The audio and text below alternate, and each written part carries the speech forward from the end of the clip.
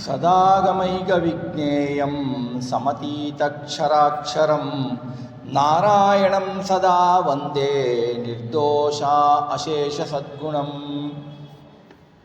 ಅಸ್ಪೃಷ್ಟದೋಷಗಂಧಾಯ ಕಲ್ಯಾಣಗುಣಸಿಂಧವೇ ನಮೋ ನಮೋ ಭಕ್ತಮುಕ್ತಿದಾಯಿನೇ ಶೇಷಸಾಯಿನೇ ಕೃಷ್ಣಾಯ ವಾಸುದೇವಾಯ ಹರಯೇ ಪರಮಾತ್ಮನೇ ಪ್ರಣತಕ್ಲೇಶನಾಶಾಯ ಗೋವಿಂದಾಯ ನಮೋ ನಮಃ ಅಭ್ರಮಂ ಭಂಗರಹಿತಂ ಅಜಡಂ ವಿಮಲಂ ಸದಾ ಆನಂದತೀರ್ಥಮತಲಂ ಭಜೆ ತಾಪತ್ರಯಾಪಹಂ ಭವತಿ ಯದನುಭಾವಾತ್ ಏಳಮೂಕೋಪಿ ವಾಗ್ಮಿ ಜಡಮದಿರಪಿ ಜಂತುರ್ಜಾಯತೆ ಪ್ರಾಜ್ಞಮೌಲಿಃ ಸಕಲವಚನಚೇತೋ ದೇವತಾ ಭಾರತೀ ಸಾ ಮಮ ವಚಸಿ ನಿಧತ್ತಾಂ ಸನ್ನಿಧಿಂ ಮಾನಸೇ ಚ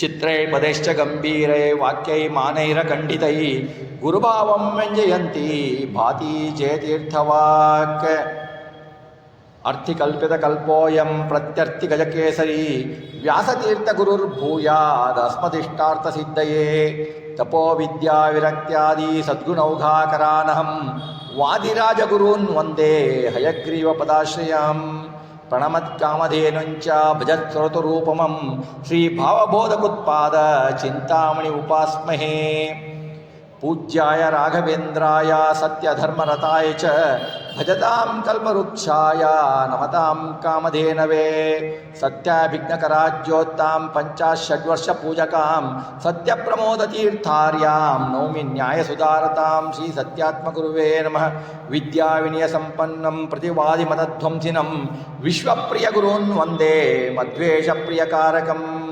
ಆಪಾದವಳಿಪರ್ಯಂತಂ ಗುರೂಣಾಂ ಆಕೃತಿಂ ಸ್ಮರೇತ್ ತೇನ ವಿಘ್ನಾಃ ಪ್ರಣಶ್ಯಂತಿ ಸಿದ್ಧಂತಿ ಚ ಮನೋರಥಾಃ ಶ್ರೀ ಗುರುಭ್ಯೋ ನಮಃ ಹರಿ ಓಂ.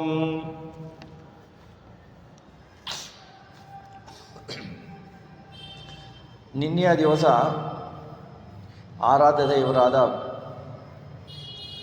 ವಾದಿರಾಜರ ಚಿಂತನೆಯನ್ನು, ಅವರ ಗ್ರಂಥಗಳ ಚಿಂತನೆಯನ್ನು ಮಾಡಿದ್ದೇವೆ.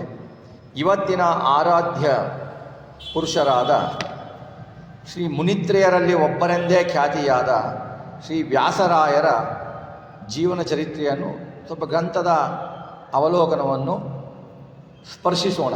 ಯಾಕೆಂದರೆ ವ್ಯಾಸರಾಯರ ಗ್ರಂಥವನ್ನಾಗಲಿ ಯಾರೇ ಜ್ಞಾನಿಗಳ ಗ್ರಂಥವನ್ನಾಗಲಿ ಸ್ಪರ್ಶಿಸಲು ನಮಗೆ ಯೋಗ್ಯತೆ ಇಲ್ಲ.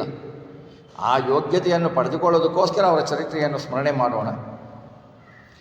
ಹಾಗೆಯೇ ಅವರ ಚರಿತ್ರೆಯ ಮುಖಾಂತರ ಪ್ರಾಣದೇವರ ಹಾಗೂ ಅವರ ಅಂತರ್ಯಾಮಿಯಾದ ನಾರಾಯಣನ ಸ್ಮರಣೆಯನ್ನು ಚಿಂತಿಸೋಣ.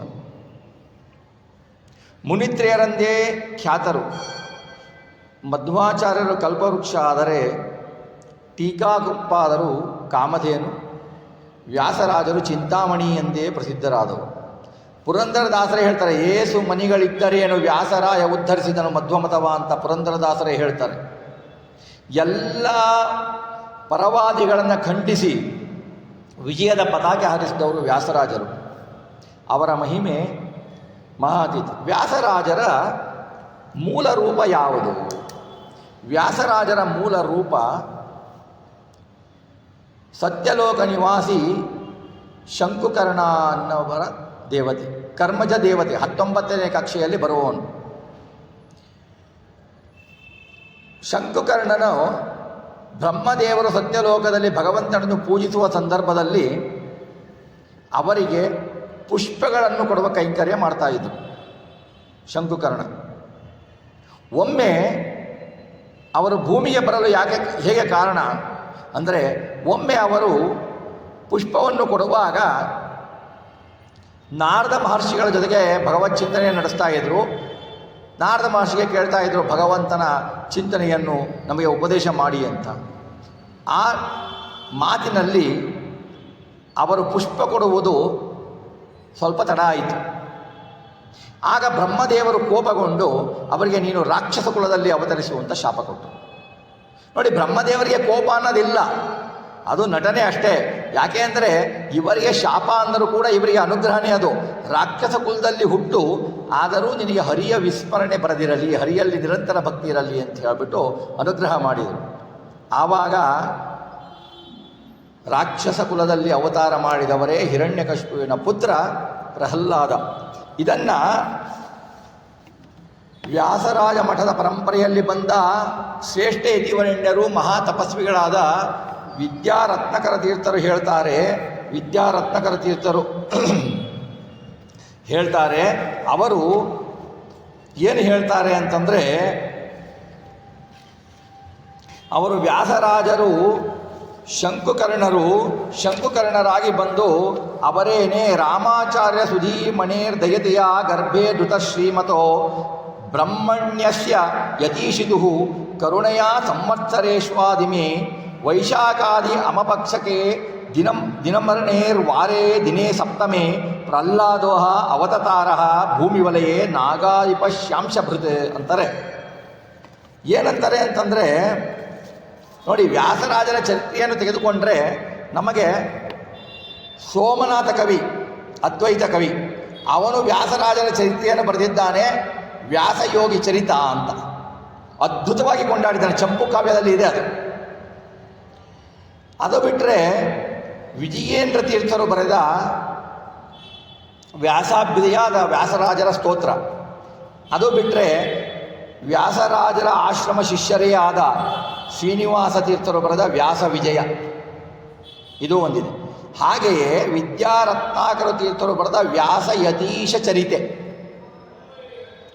ರಾಘವಪ್ಪ ಕವಿ ಬರೆದ ಸಾರಸ್ವತ ವಿಲಾಸ, ಹೀಗೆ ಇವೆಲ್ಲ ಚರಿತ್ರೆಗಳಿದ್ದರೂ ಒಂದು ಚರಿತ್ರೆಯಲ್ಲಿಯೂ ಅವರ ಸಮಗ್ರ ಚರಿತ್ರೆ ಇಲ್ಲ. ಒಂದು ಗ್ರಂಥದಲ್ಲಿಯೂ ಕೂಡ ಅವರ ಸಮಗ್ರ ಚರಿತ್ರೆ ಇಲ್ಲ. ಕೆಲವೊಂದರಲ್ಲಿ ಸ್ವಲ್ಪ ವ್ಯತ್ಯಾಸ ಕಾಣುತ್ತೆ. ನಾವು ಕೆಲವೊಂದನ್ನು ಹತ್ತಿರ ಯಾವುದಿರೋದು ವಿದ್ಯಾರತ್ನಾಕರ ತೀರ್ಥರನ್ನು ಅವಲಂಬಿಸಿ, ಕೆಲವು ಕಡೆಗೆ ಸೋಮನಾಥ ಕವಿಯನ್ನು ಅವಲಂಬಿಸಿ ನಾವು ಚರಿತ್ರೆಯನ್ನು ಸ್ಪರ್ಶಿಸೋಣ. ಈಗ ಪ್ರಹ್ಲಾದನೇ ವ್ಯಾಸರಾಜರು ಅನ್ನೋದಕ್ಕೆ ನಾರಸಿಂಹ ಪುರಾಣ ಇದೆ. ನಾರಸಿಂಹ ಪುರಾಣದಲ್ಲಿದೆ, ಶಂಕುಕರ್ಣಾಖ್ಯ ದೇವಸ್ತು ಬ್ರಹ್ಮಶಾಪಚ ಭೂತಲೆ ಪ್ರಹ್ಲಾದ ಇವಿ ವಿಖ್ಯಾತೋ ಭೂಭಾರ ಕ್ಷಪಣೇ ರತಃ ಪ್ರಹ್ಲಾದರಾಜ ಪ್ರಥಮೋ ವ್ಯಾಸರಾಜ ಸ ಏವ ರಾಘವೇಂದ್ರಾಖ್ಯ ಇತಿ ರೂಪೇಣ ಸರ್ವದಾ ಕಲೌ ಯುಗೆ ರಾಮಸೇವಾಂ ಕುರ್ವಂ ಮಂತ್ರಾಲಯೇ ಅಭವತ್ ಅಂತ ಇದೆ. ಇದು ಒಂದು ದಾಖಲೆ. ಹಾಗೇನೆ ಪ್ರಹ್ಲಾದ ಮುನಿಯೇ ವ್ಯಾಸಮುನಿಯು, ವ್ಯಾಸಮುನಿಯೇ ರಾಘವೇಂದ್ರನೆಂದು ಭಜಿಸಿರೋ ವಿಜಯ ವಿಠಲ ಒಲಿವ ಅಂತ ವಿಜಯದಾಸರು ಹೇಳಿದ್ದಾರೆ. ಪುರಂದರದಾಸರು ಹೇಳಿದ್ದಾರೆ, ಯಾರಾದರೂ ಈ ವ್ಯಾಸರಾಜರನ್ನು ಸಾಮಾನ್ಯ ಮನುಷ್ಯರು ಎನ್ನುತ್ತಾರೋ ಅವರು ಘೋರ ನರಕಕ್ಕೆ ಹೋಗ್ತಾರೆ ಅಂತ ಪುರಂದರದಾಸರು ಹೇಳಿದ್ದಾರೆ. ಹೀಗೆ ಅನೇಕರು ವ್ಯಾಸರಾಜರ ಚರಿತ್ರೆಯನ್ನು ಹೇಳಿದ್ದಾರೆ. ಈಗ ವ್ಯಾಸರಾಜರು ಭಕ್ತ ಪ್ರಹ್ಲಾದ ಆದ ಮೇಲೆ ಬಾಲ್ಮೀಕರಾಜರಾದರು. ಬಾಲ್ಮೀಕರಾಜರಾದ ಮೇಲೆ ವ್ಯಾಸರಾಜರು. ಪ್ರಹ್ಲಾದ ನೋಡಿ, ಚಿಕ್ಕ ವಯಸ್ಸಿನಲ್ಲೇ ಗರ್ಭದಲ್ಲಿಯೇ ನಾರದರಿಂದ ಉಪದೇಶವನ್ನು ಪಡೆದವರು ಪ್ರಹ್ಲಾದರು. ಅವರಿಗೋಸ್ಕರ ಭಗವಂತ ಅವತಾರ ಮಾಡಿದ. ಇಂದ್ರಾದಿ ದೇವತೆಗಳು ಭಗವಂತನದು ಹಿರಣ್ಯಕಶಿಪುವಿನ ಉಪಟಳ ತಿಳಿಲಿಕ್ಕೆ ಆಗ್ತಾ ಇಲ್ಲ, ರಾಕ್ಷಸರದ್ದು ಅವತಾರ ಮಾಡುವಂದಾಗ ಭಗವಂತ ಹೇಳ್ತಾನೆ, ನನ್ನ ಭಕ್ತ ಪ್ರಹ್ಲಾದನಿಗೆ ತೊಂದರೆ ಮಾಡ್ತಾನೆ ಅವರಪ್ಪ, ಆವಾಗ ಬಂದು ಅವರನ್ನು ಸಂಹರಿಸ್ತೀನಿ ಅಂತ ಹೇಳ್ತಾನೆ. ಪ್ರಹ್ಲಾದನಿಗೋಸ್ಕರನೇ ಬಂದ ಅವತಾರ, ತನ್ನ ಭಕ್ತನನ್ನು ಉದ್ಧಾರ ಮಾಡಬೇಕು ಅಂತ ಬಂದ ಅವತಾರ ನರಸಿಂಹ ಅವತಾರ. ಪ್ರಹ್ಲಾದ ಬಂದಾಗ ಅವರ ಅಪ್ಪನಿಗೆ ನವವಿಧ ಭಕ್ತಿಯನ್ನು ಹೇಳ್ತಾನೆ. ಏನು ನೀನು ಕಲಿತೆ ಅಂದರೆ ನವವಿಧ ಭಕ್ತಿ ಹೇಳ್ತಾನೆ. ನವವಿಧ ಭಕ್ತಿ ಏನಿದೆ ಅಂತಂದರೆ, ಆಮೇಲೆ ಆ ನವವಿಧ ಭಕ್ತಿ ಹೇಳೋಕ್ಕಿಂತ ಮುಂಚೆ ಭಗವಂತ ಎಲ್ಲಿದ್ದಾನೆ ಅಂತ ಕೇಳ್ತಾನೆ. ಭಗವಂತ ಎಲ್ಲಿದ್ದಾನೆ, ನಿನ್ನ ಭಗವಂತ ಎಲ್ಲಿದ್ದಾನೆ ಅಂತ ಕೇಳಿದರೆ ಆವಾಗ ಪ್ರಹ್ಲಾದರಾಜರು ಹೇಳ್ತಾರೆ, ನೀನು ಕೇಳಿದ ಪ್ರಶ್ನೆಯೇ ತಪ್ಪು ಅಂತಾರೆ. ಯಾಕೆ ಅಂದರೆ ಎಲ್ಲಿದ್ದಾನೆ ಅನ್ನುವ ಪ್ರಶ್ನೆ ನಮ್ಮ ನಿಮ್ಮಂಥವರಿಗೆ ಸರಿ, ಭಗವಂತನಿಗಲ್ಲ.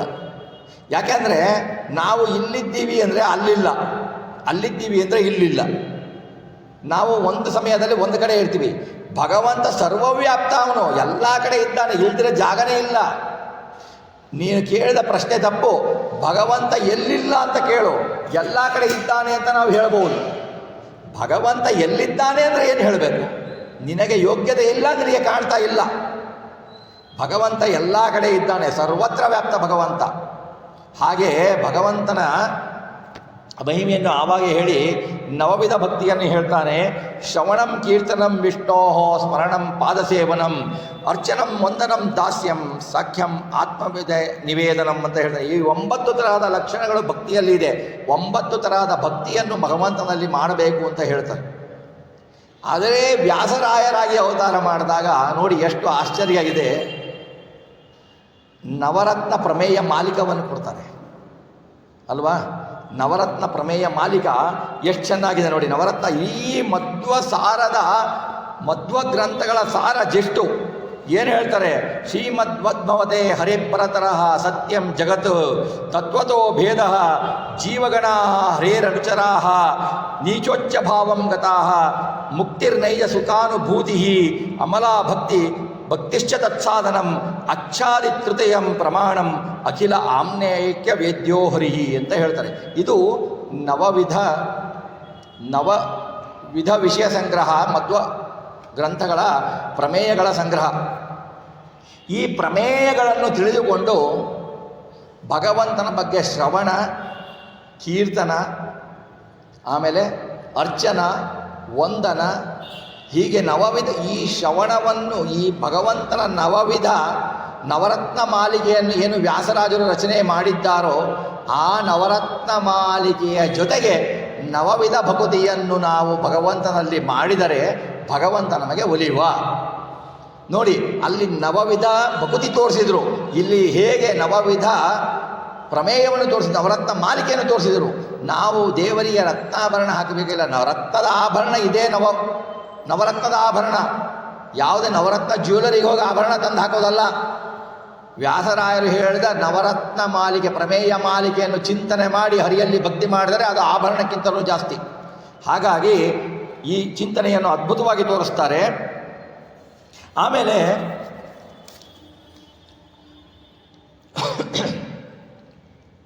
ಮುಂದೆ ಅವರದು ಏನು ಅಂತಂದರೆ, ಪ್ರಹ್ಲಾದರಾಜರು ವಾಯಾವೇಶ ಸಮಾವಿಷ್ಟರು ಅಂತಾರೆ.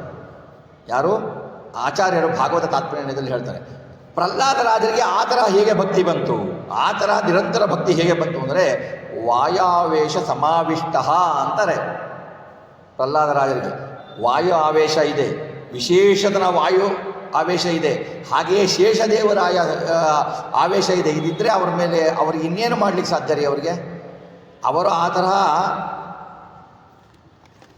ಅವ್ರದ್ದು ಆ ಥರ ಅವತಾರ ಆಗಲೇಬೇಕು. ಅವರು ಆ ಥರ ಉತ್ಕೃಷ್ಟ ಚಿಂತನೆಯವರು ವ್ಯಾಸರಾಜರು. ವ್ಯಾಸರಾಜರ ಅವತಾರನೇ ಅದ್ಭುತ. ವ್ಯಾಸರಾಜರ ತಂದೆ ತಾಯಿ ರಾಮಾಚಾರ್ಯ ಹಾಗೂ ಲಕ್ಷ್ಮೀಬಾಯಿ ಅಂತ ವ್ಯಾಸ ಯತೀಶ ಚರಿತೆಯಲ್ಲಿದೆ. ಸ್ವಲ್ಪ ವ್ಯತ್ಯಾಸ ಮಾಡಿ ವ್ಯಾಸ ಯೋಗಿ ಚರಿತೆ ಸೋಮಶೇಖರ ಕವಿನಲ್ಲಿ, ಸೋಮನಾಥ ಕವಿ ಬರೆದಿದ್ದರಲ್ಲಿದೆ. ರಾಮಾಚಾರ್ಯ ಲಕ್ಷ್ಮೀಬಾಯಿ ಅಂತಲೇ ತಗೊಂಡ್ರು ಕೂಡ ವೃದ್ಧ ದಂಪತಿಗಳು, ಮಕ್ಕಳಾಗಿರುವುದಿಲ್ಲ, ಬೇಸರ ಆಗಿರುತ್ತೆ. ಅದಕ್ಕೋಸ್ಕರ ಗಂಗಾದಲ್ಲಿ ಸ್ನಾನ ಮಾಡಬೇಕೆಂದ ಕಾಶಿ ಯಾತ್ರೆಗೆ ಹೊರಟಿರ್ತಾರೆ. ಕಾಶಿ ಯಾತ್ರೆಗೆ ಹೊರಡಬೇಕು, 100 ಗ್ರಾಮದಿಂದ ಕಾಶಿ ಯಾತ್ರೆಗೆ ಹೊರಡಬೇಕು. ಅತಿ ಹೆಚ್ಚು ದೂರ ಏನು ಹೋಗಿರೋಲ್ಲ. ಸ್ವಲ್ಪ ದೂರ ಹೋದಾಗ ರಾಮಾಚಾರ್ಯರು ಆಯಾಸಗೊಂಡು ಅನಾರೋಗ್ಯದಿಂದ ಮೃತರಾಗ್ತಾರೆ. ಲಕ್ಷ್ಮೀಬಾಯಿ ಪತ್ನಿ ಸಾಧ್ವಿ ಶಿರೋಮಣಿ ಲಕ್ಷ್ಮೀದೇವಿ ಅವರು ಮರಣವಾಗಿದ್ದನ್ನು ಕಂಡು, ನಾನು ಇನ್ನೇಕೆ ಬದುಕಬೇಕು, ಮಕ್ಕಳೂ ಇಲ್ಲ, ನನ್ನ ಪತಿಯೂ ಇಲ್ಲ, ನಾನು ಸಹಗಮನವನ್ನು ಮಾಡ್ತೇನೆ ಪತಿಯ ಜೊತೆಗೆ ಅಂತ ಹೇಳಿಬಿಟ್ಟು ಅಲ್ಲಿರುವ ಬ್ರಾಹ್ಮಣರ ಹತ್ತಿರ ಅಪ್ಪಣೆಯನ್ನು ಕೇಳ್ತಾಳೆ. ಬ್ರಾಹ್ಮಣರು ಯಾರೂ ಅಪ್ಪಣೆಯನ್ನು ಕೊಡೋದಿಲ್ಲ. ಅವರು ಹೇಳ್ತಾರೆ, ಇಲ್ಲಿಗೆ ಸಮೀಪದಲ್ಲಿ ಒಬ್ಬ ವಿಶಿಷ್ಟ ಜ್ಞಾನಿ ತಪಸ್ವಿಗಳಿದ್ದಾರೆ ಬ್ರಹ್ಮಣ್ಯ ತೀರ್ಥರು ಅಂತ, ಅವರ ಹತ್ತಿರ ಹೋಗಿ ನಾವು ಕರ್ಕೊಂಡು ಹೋಗ್ತೀವಿ, ಅವರ ಅಪ್ಪಣೆಯನ್ನು ಪಡೆದು ನೀನು ಸಹಗಮನವನ್ನು ಮಾಡು ಅಂತ ಹೇಳ್ತಾರೆ. ಆಗಲಿ ಅಂತ ಲಕ್ಷ್ಮೀಬಾಯಿಯನ್ನು ಕರೆದುಕೊಂಡು ಅವರೆಲ್ಲರೂ ಬರ್ತಾರೆ. ಅಲ್ಲಿ ನೋಡಿ ಎಷ್ಟು ವಿಚಿತ್ರ ಅಂದರೆ, ಬ್ರಹ್ಮಣ್ಯ ತೀರ್ಥರು ತಮ್ಮ ಮಠಕ್ಕೆ ಅತ್ಯುತ್ತಮ ಅಧಿಕಾರಿ ಬೇಕು, ಮಧ್ವಶಾಸ್ತ್ರದ ಪ್ರಸಿದ್ಧಿ ಮಾಡುವ ಅಧಿಕಾರಿ ಬೇಕು ಅಂತ ಬದರಿ ಯಾತ್ರೆಯನ್ನು ಮಾಡಿ ನಾರಾಯಣನ ಅನುಗ್ರಹವನ್ನು ಪಡೆದು ಬರ್ತಾರೆ. ಇವರು ಬದರಿ ಯಾತ್ರೆಗೆ, ಕಾಶಿ ಯಾತ್ರೆಗೆ, ಗಂಗಾ ನದಿ ಸ್ಥಾನಕ್ಕೆ ಹೋಗಬೇಕು ಅಂತ ಇವರು ಹೋಗುವಾಗ ಮಾರ್ಗದಲ್ಲೇ ಪತಿಯ ಮರಣ ಆಗತ್ತೆ. ಅಂದರೆ ಇವರು ಬಂದಾಗ ನಾರಾಯಣನ ಸೂಚನೆ ಆಗಿರುತ್ತೆ ಬ್ರಹ್ಮಣ್ಯ ತೀರ್ಥರಿಗೆ, ನಿನಗೆ ಒಬ್ಬ ಉತ್ತಮ ಶಿಷ್ಯ ಸಿಗ್ತಾನೆ, ನೀನು ಯೋಚನೆ ಮಾಡಬೇಡ ಅಂತ ಹೇಳಿರ್ತಾರೆ.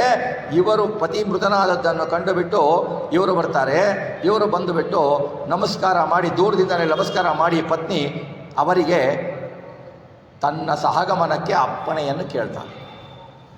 ಬ್ರಹ್ಮಣ್ಯ ತೀರ್ಥರಾಗಲಿ ಯಾವುದೇ ಯತಿಗಳಾಗಲಿ ಸಾಮಾನ್ಯ ಯಾವ ತರಹದ ಆಶೀರ್ವಾದನೂ ಮಾಡಲ್ಲ. ನಾರಾಯಣ ನಾರಾಯಣ ಅಂತಾರೆ, ಕೃಷ್ಣ ಕೃಷ್ಣ ಅಂತಾರೆ. ಬ್ರಹ್ಮಣ್ಯ ತೀರ್ಥರು ಜಪ ಮಾಡ್ತಿದ್ದನ್ನು ಬಿಟ್ಟು ಕಣ್ಣೆತ್ತಿ ನೋಡ್ತಾರೆ, ದೀರ್ಘ ಸುಮಂಗಲೀ ಭವ ಅಂತಾರೆ. ಅವಳಿಗೆ ಆಶ್ಚರ್ಯ, ನಾನು ಸಹಗಮನಕ್ಕೆ ಕೇಳ್ತಾ ಇದ್ದೇನೆ, ಇವರೇನು ಹೀಗೆ ಹೇಳ್ತಾ ಇದ್ದೆ. ಶಿಷ್ಯನಿಗೂ ಆಶ್ಚರ್ಯ. ಅವರು ಬಂದು ಹೇಳ್ತಾರೆ ಬ್ರಹ್ಮಣ್ಯ ತೀರ್ಥರಿಗೆ, ಸ್ವಾಮಿಗಳೇ, ಅವರು ಸಹಗಮನಕ್ಕೆ ಅಪ್ಪಣೆ ಕೇಳ್ತಾ ಇದ್ದಾರೆ, ಪತಿ ಮೃತನಾಗಿದ್ದಾನೆ, ನೀವು ಈ ಥರ ಆಶೀರ್ವಾದ ಮಾಡ್ತಿರಲ್ಲ ಅಂದಾಗ ಸ್ವಾಮಿಗಳು ನೋಡಿ ನಕ್ಕು ಬಿಟ್ಟು ಪುತ್ರವತಿ ಭವ ಅಂತಾರೆ. ಮಗ ಹುಟ್ಲಿ ನಿನಗೆ ಅಂತಾರೆ. ಇವರಿಗೆ ಇದೇನು ಹೀಗೆ ಹೇಳ್ತಾ ಇದ್ದಾರೆ, ಸಹಗಮನಕ್ಕೆ ಕೇಳಿದರೆ ಅಂತ. ಆವಾಗ ಬ್ರಹ್ಮಣ್ಯ ತೀರ್ಥರು ಹೇಳ್ತಾರೆ, ನಾನು ಹೇಳಿದ್ದರೆ ಯೋಚನೆ ಮಾಡಬೇಕು, ನಾನು ಹೇಳಿಲ್ಲ, ನನ್ನಲ್ಲಿ ನಿಂತು ನಾರಾಯಣ ನುಡಿಸಿದ್ದಾನೆ, ಅವನ ವಾಕ್ಯವನ್ನು ಸತ್ಯ ಮಾಡುವುದು ಅವನ ಜವಾಬ್ದಾರಿ, ನಂದಲ್ಲ. ಆಗ ನೋಡಿ ಇಲ್ಲಿ ಅವರ ಚಿಂತನೆ ಹೇಗಿದೆ ನೋಡಿ, ನಾನು ಮಾತು ಕೊಟ್ಟಿದ್ದೇನೆ ಅದು ನಡೆಸ್ತೀನಿ ಅಂತಲ್ಲ, ನಾನು ನುಡಿದಿಲ್ಲ, ನನ್ನ ನಾಲಿಗೆಯಲ್ಲಿ ನಿಂತು ಬಿಟ್ಟು ಭಗವಂತ ನುಡಿಸಿದ್ದಾನೆ, ಅವನೇ ಮಾಡಬೇಕು ಅದನ್ನು ಸತ್ಯನ ಅಂತ ಹೇಳ್ತಾರೆ. ಇಂಥ ಮಹಾ ತಪಸ್ವಿಗಳವರು.